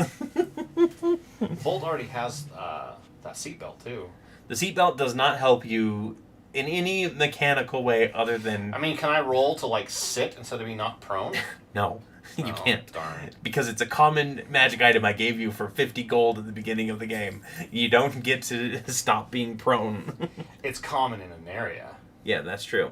And I think one thing to note there, too, is because the realms have been opened up, Manaport has been exporting mana now as part of their trade.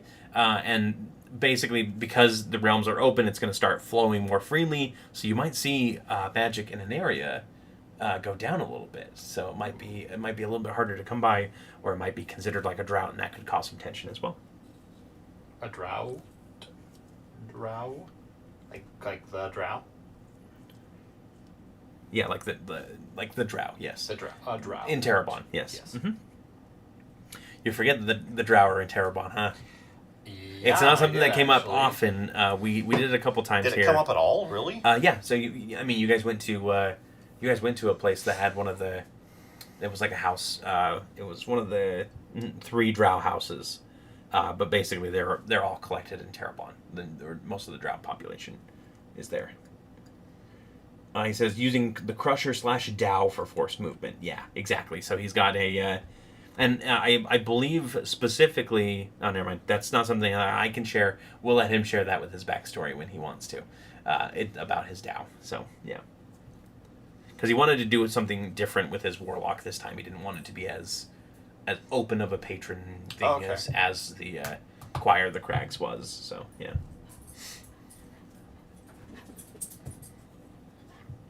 Are we blessed with the dog? We're blessed with the dog. Does that look white or gray to you? Oh. That looks white. Okay. Yeah. Mm-hmm. Oh. I'm trying to think if there's anything else I missed. I don't know. I'm sure you'll think of something later, right? It'll be one of those like, crap, I should have said. Yeah, I should have mentioned this. I should have mentioned that. Yeah. Yeah, I actually wanted to see if you guys wanted to... Like, when we get these minis printed for the game, these monsters that are going to show up in future episodes or may show up in future episodes, do you want us to paint them here, or do you want it to be a complete surprise on the actual episodes themselves? Will there be guest players in Season 2, or we will stick with the remaining 4? We are toying with the idea of guest players. We want to do a couple, like, off games to kind of get an idea of... like how they might operate and everything, because obviously there's a little bit more that goes into that. We don't want to have somebody who doesn't really mesh very well. Yeah, we will have to do like a trial run with them. Yeah. Just to make sure that they fit with the group and we all get along and stuff like that. Because some of the people we're thinking of, not everyone has played with. Yeah, exactly. So we want to make sure that they're compatible, because that's a big thing about our group is we want to make sure that we feel natural and fun, and that there's no forcedness to it, because that's what we want our channel to be. Casey said, tell him about the Kitsune. Yes. I did forget to mention this. So part of the Kitsune race is that they don't mind mingling with other races, because every time that like they're compatible with other species. Yeah. But every time the child is born, it's always a Kitsune. Oh. So obviously it adds a little bit of like superior genes, right? So they have a little bit of an air of superiority in that regard, but it means that they don't mind like interspecies mingling. However, there's one exception to that. Whenever they get with anybody who is a fey creature, it comes out as a smaller version called a Kitsune. Okay. And they are smaller, mischievous Kitsune who hate being called Kitsune, but they're basically like a cousin species, right? So you have to be careful, because if there is somebody that has a fey ancestry, like, for example, if you're a hobgoblin, obviously that can lead to a Kitsune. So it's not common, but the Kitsune have created their own little society, and basically once there were a good number of them in an area, they just started getting together anyway on their own, and that creates more Kitsune, right? And so you've got this little like subsection, which are basically halfling-sized kitsunes that don't like to be called kitsunes and will literally bite your ankles if you try and call them that. I was going to say, do they love being called cute? Because they sound really cute. Yeah, they are a little adorable. And they can't have... I think they don't have the same tail structure as kitsune do. Like, kitsune don't have a tail until they bond with something. Okay. That's when they get their tail. But a kitsune has just like 1 to 3 tails automatically because they are technically bonded with like a fey creature already, right? That makes sense. Yeah. Let's see. I listen to the podcast mostly, so I rescue myself, I recuse myself from the vote on painting NPC/villains. Yeah, I mean, obviously, I'm not going to be like this character that we're doing. This is this villain. Yeah, a lot of them might just be surprises and be like, oh, look at this cool thing, and then it may not show up for 4 or 5 episodes or even longer, perhaps. Yeah, probably a nubby tail for the kitsune. Yeah, I'm sure. Yeah, kitsune probably have. There are some that just have like that little nub. And then Bosco says, start an auction after the sessions. Those minis are used and sell them off. We like them. We want to keep them. We have toyed around with the idea of actually... at least a few of them. Because there's some minis... For contests and giveaways and things like that. Especially if you show them off as like a specific character, it makes it very hard to pull them out as anything else. Yes. For example, if I were to try and pull out Geboneth. No, not Geboneth. Urgoblath. Again. Yeah. Like... Everybody would be like, "Oh, it's just Urgoblath, right?" Urgoblath, or Aventhi. That's a very specific character, and it's like. But there are some in there that I'm kind of like, "Yeah, we can use this elsewhere." Colby, I'm gonna smack him. He gave us the character with the most amount of straps. Every strap on the legs, around the body. It's like a 90s Marvel character. Yeah. There's so many straps. This is gonna take me hours to color it. A Helm of Teleportation, says Anthony. Let me take a look at this. Can it be shaped like Helm's head, but like yes, if that's what we do, yes. I mean, again, the fairy wand also already has teleportation stuff, and he doesn't use it. Helm. I just wrote Helm Teleportation, didn't I? Yep. Helm of Teleportation. Is that actually a magic item, or is this custom? Bosco says, but I like some too. He wants the minis. Do you have the stats for custom races posted up somewhere? I don't have any specific homebrew races for these.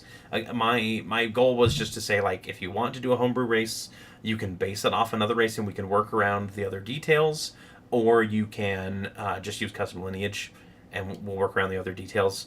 Do I plan on making a homebrew race for them?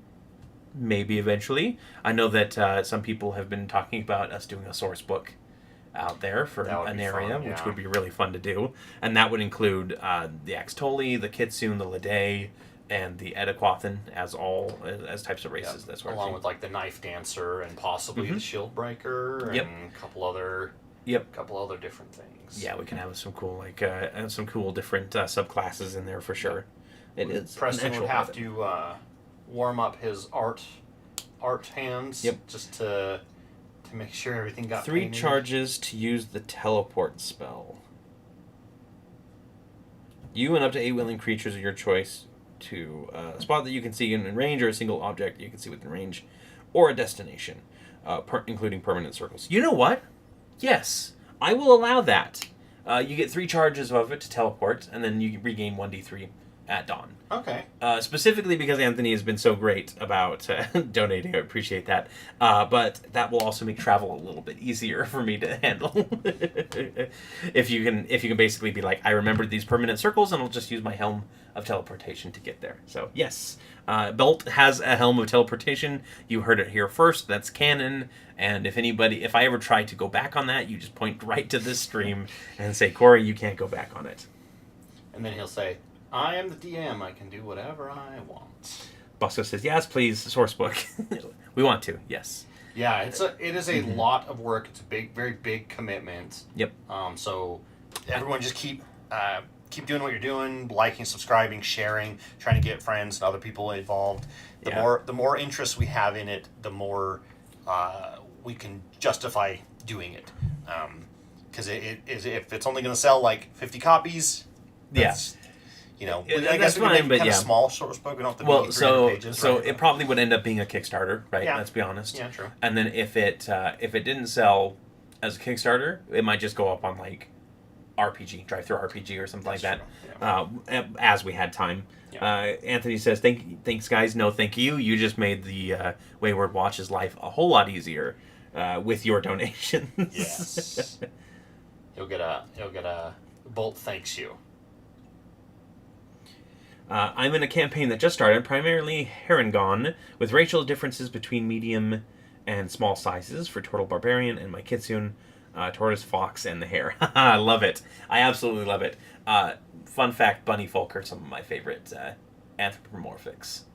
Yeah, you were really, really happy with the Bounders. Yes. They're not necessarily even like a race, but yeah, that was something you were very excited to show me, if I remember correctly. Yeah, I really like the concept of the Bounders because, again, I like the idea of a giant rabbit that you can ride around on. Like, I think that's really awesome. Watching a show with the missus. Good night, Glenn. Thank you for joining us. Appreciate it. Yeah, I'm sure. I mean, obviously, Lily. Just say he got it from the wizard Lily Cassidy. Okay, I'm gonna write that down, or somebody write that down for me. I'm gonna write it down. Ooh. Because that's canon. Lily Cassidy. I like the name too. Okay. She's my nanny. Perfect. Scott, how on earth are you making those stripes? Which stripes? Do you mean the fur stripes that are there, the kind of two-tone on that fur? Because if that's the case, that's what you're talking about. I'm actually using contrast paints. They have higher flow, and they kind of sit in the recesses. Yeah. Yep. So they flow into the recesses and leave the high spots lighter, and it's also why I paint everything in a white primer. Yeah. But it helps. It helps a lot, and it makes things like this go really fast. I have a whole paint setup here with tons of paints, but I end up defaulting to the contrast paints a lot just because of the speed. But like last time, I didn't use hardly any of them.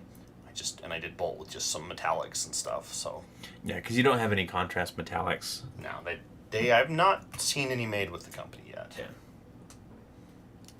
Bosco says he says he clones himself into 50 different people so that we can get interested in making that source book. You'll be happy to know that I have written things down for the source book already. It's just one of those things where it's just like I need to get the time for it, and the more support that we give for the channel, the more time that we have free, which is great. Bolt has an 80s fanny pack. Yes, he does. That is 100% correct. Sorry, we'll go back to it. Yep. Yep. Or an 80s codpiece, one of the two. Both. Because that is kind of the color. Does he take this orb and wave it through his hands like David Bowie?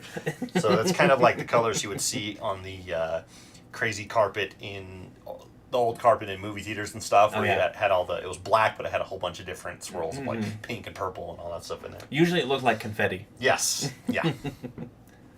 The good old days. That we weren't born yet. I mean, we were still around to see them. Yeah, that's true.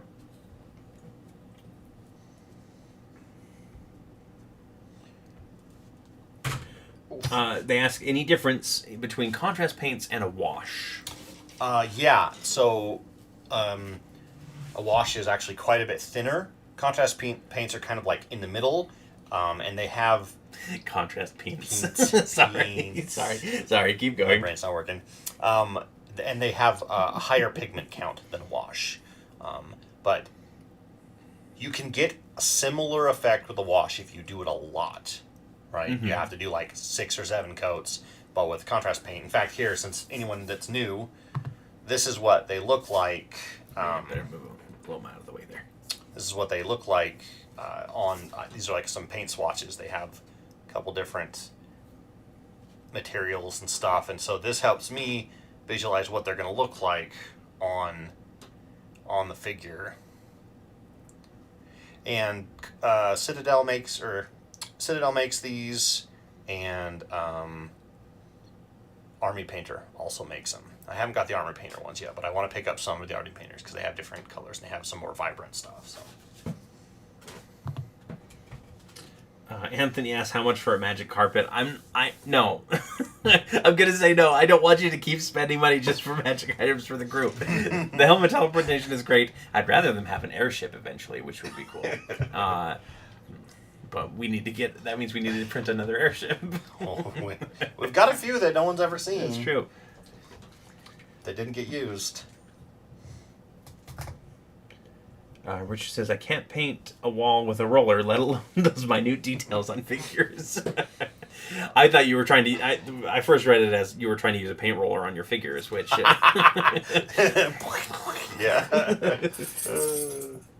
Well, a lot of it's just practice. I painted my first figure at Salt Lake Comic Con in... What was the first one? 16? No. 2014? 2014? Something like that. And it was one of those things where I just kind of went to like the little workshop area and I painted it and I really liked it. Had a lot of fun. And it just kind of was like, ooh, this is really cool. And then once I picked up a printer, 3D printer, that's when it was like, okay, I need to do more. I need to do more painting, more practice. And I started mainly with terrain, buildings and things like that because they're bigger, they're easier to paint, easier to see details, stuff like that. And then you can really get down into like brush control and mixing your paints, thinning them, that kind of thing. So yeah, come a long way since then. Yeah, and I've even got I don't use it on stream because it's noisy, but I've got an airbrush as well that I use for larger things when I do blending and stuff like that. Like Gerald. Gerald was that the big figure we used. Yeah. Thanks for the info, seriously encouraging me to try my hand at it, even if carpal tunnel. You know what? Honestly... So, one of the best advices for carpal tunnel and people with shakes is lean back in your chair and put it against your chest and paint like this. This is what I saw online, and when I'm having days where I'm really shaky, this is what I'll do, and your body kind of helps center and keep everything in place. And whatever you paint, post it on our Discord. I'd love to see it. Yeah, we'd love to see whatever you have. You can always learn stuff from other people. 20 rule, right?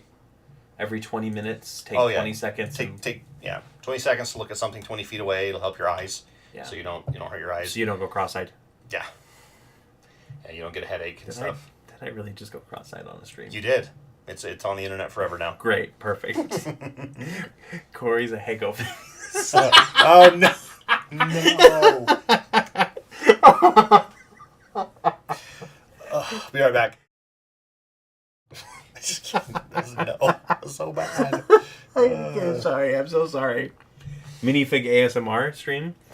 I could just talk quietly into a microphone while I paint. Anthony, please, I really appreciate your donations. You're a great man. $6.99. Do not give us $100 for an airship for the Wayward Watch, though. I would feel so bad about that. But I appreciate all the support that you're giving us. Yes, that's awesome. You're awesome, man. Yeah, that's fantastic. I think an airship is in the cards for the Wayward Watch. I don't think it's too far out of the realm of possibility. Whether it's can we have the one that I've printed that's about that wide, about that long? Eventually, if you get the gold for it, sure. If we can afford it. Time to go invade the entire realm of Arconis and grab all of the treasure from the dragons. I mean, you said it here. You heard it here, folks. It's literally just a campaign against dragons the entire time. Well, so I said that I wanted to do a member of Davros's faith in every realm. Mm-hmm. Because I didn't give you guys any dragons in season 1 except for Glitterbug, I want to do a dragon in every realm too. Oh. I want to try and find a specific dragon for every realm and see if I can work it in there because, oh man, there's some really good ones. You're going to get stuck with characters that don't care about dragons though. That's true. Yeah, that was Saradon and Ezra mostly. Yep, they were both. Yep. They were both big fans of dragons, and now the new characters will be like, we don't care about dragons. Kes will journey to the land of dragons if he can make sure that his airship can survive said journey. Going through between the realms is still a new process, and not a lot of the airships can actually accomplish it. And I don't know if the greatest treasure can quite make the trip at this point. I do know that Kes, Ceradon, and Ezra... Kes would say it could make it. That's true. The three of them did make a trip to his master's lair, Zolzyrus' lair. Wait, I said Zolzyrus was the Lich earlier, didn't I? Yes. Zolvric is the Lich that you guys unleashed. Zolzyrus was Keskes's dragon master. Man, I hit a good luck wins on the Stark Market and gold silver. Oh, wow. Awesome. Very good. Very good. Yeah, we appreciate it. Yeah, happy to get the help then. Appreciate it. True heir to the throne and a fledgling Draco Emperor. Ooh, yes. Kes for Emperor. Kes-like. Yes. Anthony says Kes is a freak. Yeah, Kes is a freak. Like, there's probably a lot of people in an area that are big freaks, and we have kind of a PG channel. Yeah. Besides the stream, apparently. But yeah, the stream is where we do all the rated R stuff. Apparently, Kes sleeps on a bed of whale meat.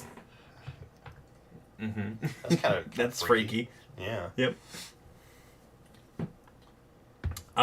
We got about 15 minutes left. How is Aloma doing? Like I said, don't know if we'll get so many straps. He is looking really good though. That's awesome.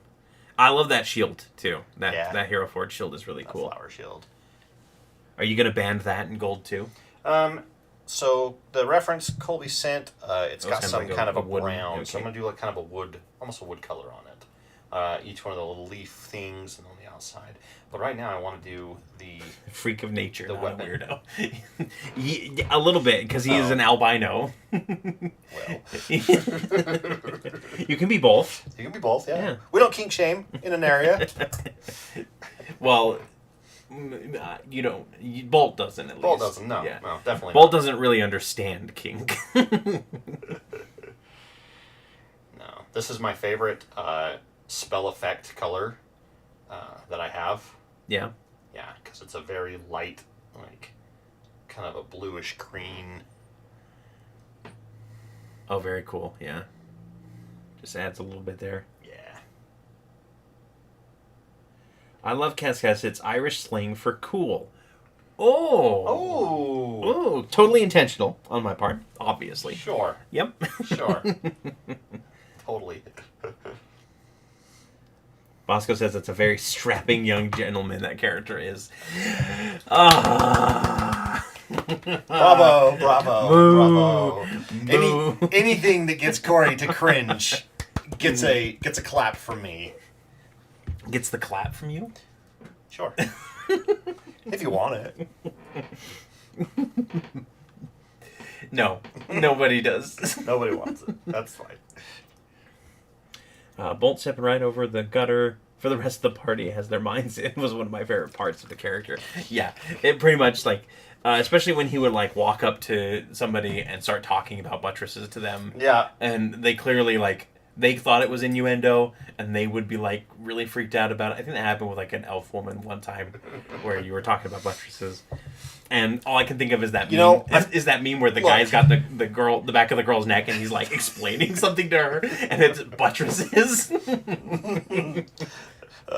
Yeah. I've tried it on the train. People just think I'm weird. Yep. Half the time they don't even know what a buttress is. Can we talk about Colby's new character? Did you see his build on the D4 Deep Dive? I have not watched it yet. I'm way behind on my YouTube videos. I know he'll want to talk about it on Session 0, which is probably where we'll get to the specifics of it.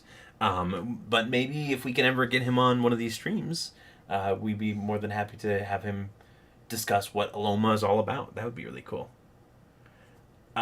Yes, puns are vicious mockery for a wisdom save against that I have to make every single time. Yes.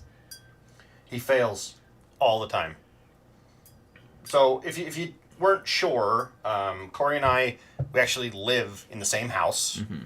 I got a house 10 years ago. Yeah. Got this house 10 years ago, maybe longer. And I started living here probably a couple of years after I got it, but it was I got laid off from a job, and so Cory and his wife were looking for a place to live, and so I went to them and offered. I got a room you know, you want to come live with me, help me cover their mortgage. I guess. And we were starting to look for like an apartment, and it was cheaper than an apartment. They've since taken over the other room too. So they have 2 rooms. One's their game room, one's a bedroom. Yeah. But it helped me keep the house, which was awesome. But it also means that now Cory gets all my terrible jokes all the time. Every single day. All the time. Half time I can just run upstairs and just say the terrible joke, and he can be in the middle of work and go. Yeah. And then, so let's see. Joe says, I use color shift paints for runes in my terrain. I think something similar would work for spell effects. So color shift. What's a brand? Yeah, give us a brand for that. That'd be awesome to look at. Because I'm always looking to add more to the arsenal to make things easier. The other day, I was twin polymorph giant apes. It was epic. Did you fight giant lizards? Because that's the only thing that you can do is giant apes. Let's be fair here. Yes.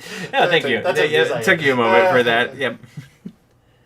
Blood is thicker than water. Yep. I obviously, like, Scott and I have been, we're a lot closer now than we were when we were growing up because we shared a room. And that the really entire hinders time. A relationship. Yeah, we definitely, when you're 2 teenage boys and you're trying to share a room, it definitely, you definitely get angry at each other a lot more. But we're only 4 years apart in age, so. Yeah. I am, of course, the older one. I am the older one. I'm also Spartacus.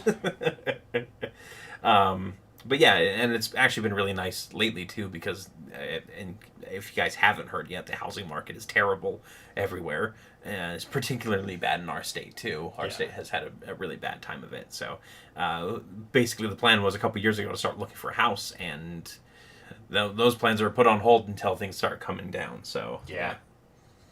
They will eventually, but for now, we just hang out, watch some movies on TV together, play a bunch of games, have access to each other's collections of stuff, comics and board games and things like that. Well, Anthony, if you have 7 brothers, then of course we're going to remind you of one of them. That's a huge pool to pull from. That's a lot of brothers, man. That's like astrology, right? Where I'm at least like one part of each brother, you know, but mostly I'm a Taurus. A Ford Taurus. That was one thing that I'm gonna have to talk to Tori independently about that because she was talking about wanting to come up with constellations. Oh yeah. For Aneria because it is a different night sky, and I have been talking with her a little bit about contributing to the channel in other ways, and if she's up for it, you know, outside of just playing, and she had shown in some interest, so maybe I'll get her to do some constellation. Seven brothers for 7 wives. Yes, that's true. And then poor Anthony's the 8th brother left out of that equation. Apparently, poor Anthony. Well, color me jealous, my 2 brothers don't come around anymore. I'm glad you 2 get along. Yeah, I mean, we're really lucky to have a good relationship like this. Yeah. We have a lot of the same interests and everything, and we definitely grew up with kind of the... I mean, obviously, growing up with the same hobbies helps a little bit, but...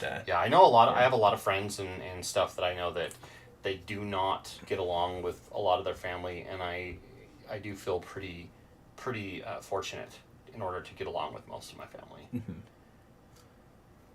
The way you guys are, he's also Taurus.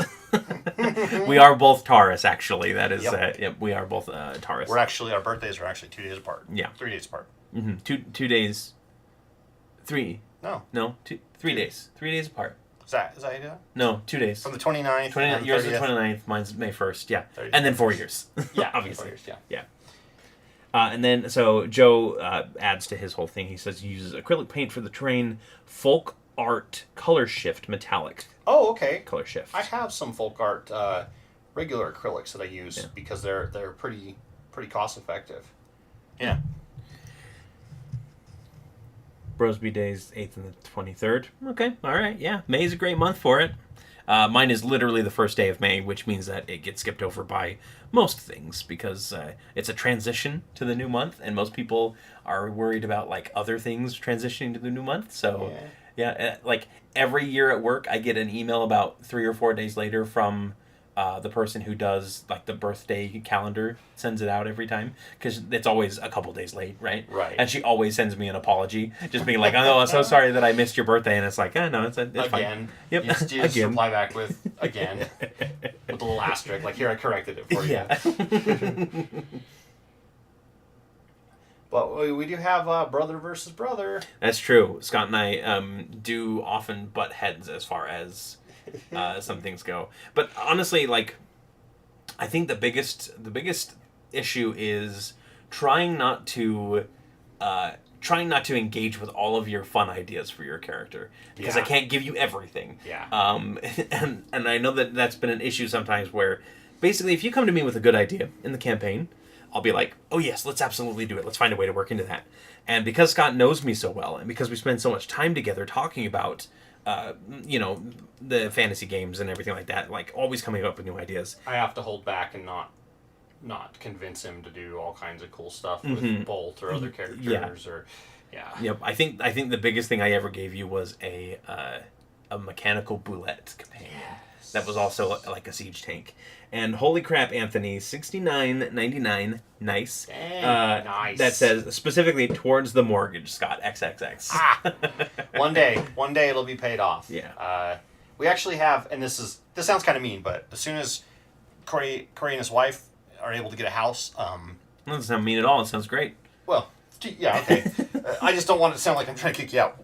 I have plans to tear down the wall between their two rooms that they have and turn that into one permanent game room.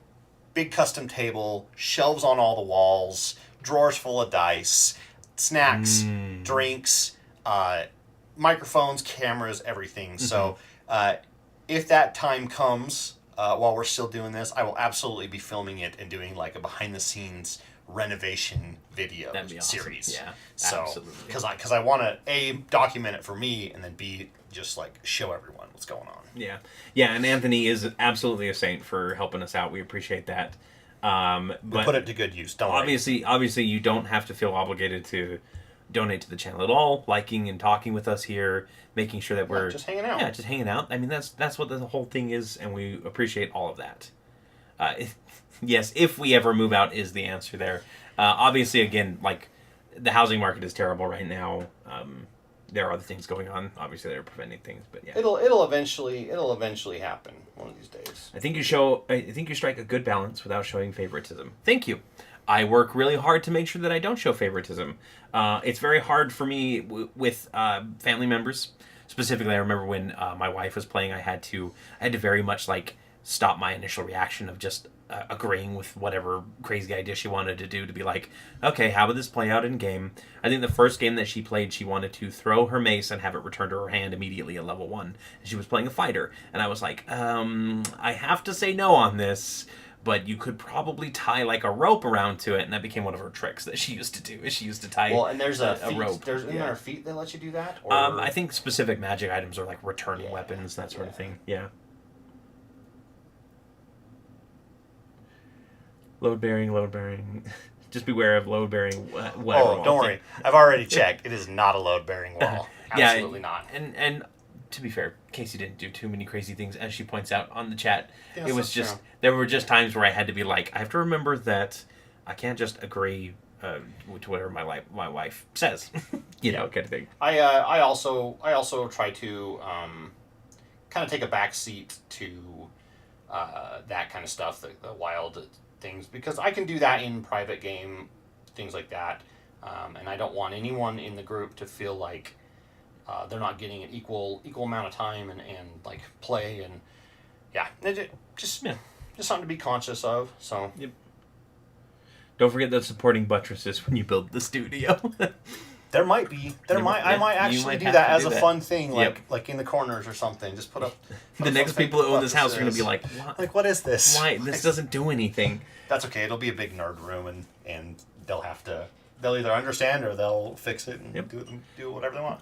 Richard said, thank you for, or Cory manages to pull character threads together very well. Thank you. What I'm very excited for is, because most of the Wayward Watch had their stuff wrapped up in the first season, having 2 new characters come in is going to be great for having new storylines.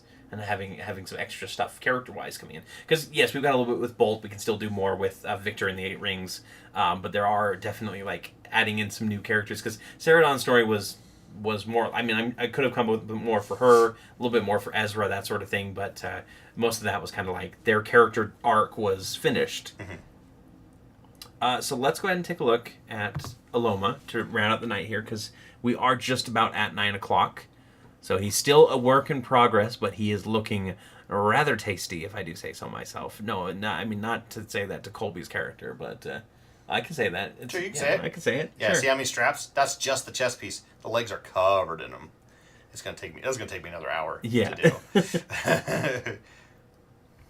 DM for my wife and 3 kids, just deny everyone everything equally. Yes. Everybody gets nothing, and they like it. Also, earlier, Anthony said he's a carpenter and concrete finisher, plus studying real estate. If you need anything, let him know. Thank you. If I have any questions, I will reach out. My father was actually a superintendent for a housing company, and I learned a lot of framing and stuff from him. In fact, this room I did all myself. With his advice and a little bit of his help, and ever since then I've just kind of gone around and redid the house stuff. So yeah, it's a lot of fun and it's a nice bit of knowledge to know. Yeah. But that's the stream, guys. Yeah. That's 2 solid hours of fun painting and fun conversations. I probably revealed a little bit too much about season 2, but that's okay. Just forget everything. They will anyway. Never It's here. fine. Yeah, I know. Actually, we know. We have the chat. That's true. We know yeah. you were here. Strap on Wolf. Oh yeah. Okay. Yeah. Scott is an artificer IRL. Yes, he absolutely is. He kind of makes most of the stuff that he. And in fact, he works in computers and used to build computers for his job. So he is definitely the artificer. I just don't do that now because I'm more in the server administration side, but I can still build them. I just don't. But thanks everybody for joining us. It's been a whole lot of fun tonight. Just having you all here, just relaxing and chatting, has been great. And if you've just been lurking, we love you too. Like you don't have to say anything in order to. By. Yeah, we appreciate it. And I think that'll do it. Yeah. I think so. Did we go to the? All do we have an end screen? Everyone have a. We don't. Everyone have a good evening. Okay, we're just gonna end it randomly right now.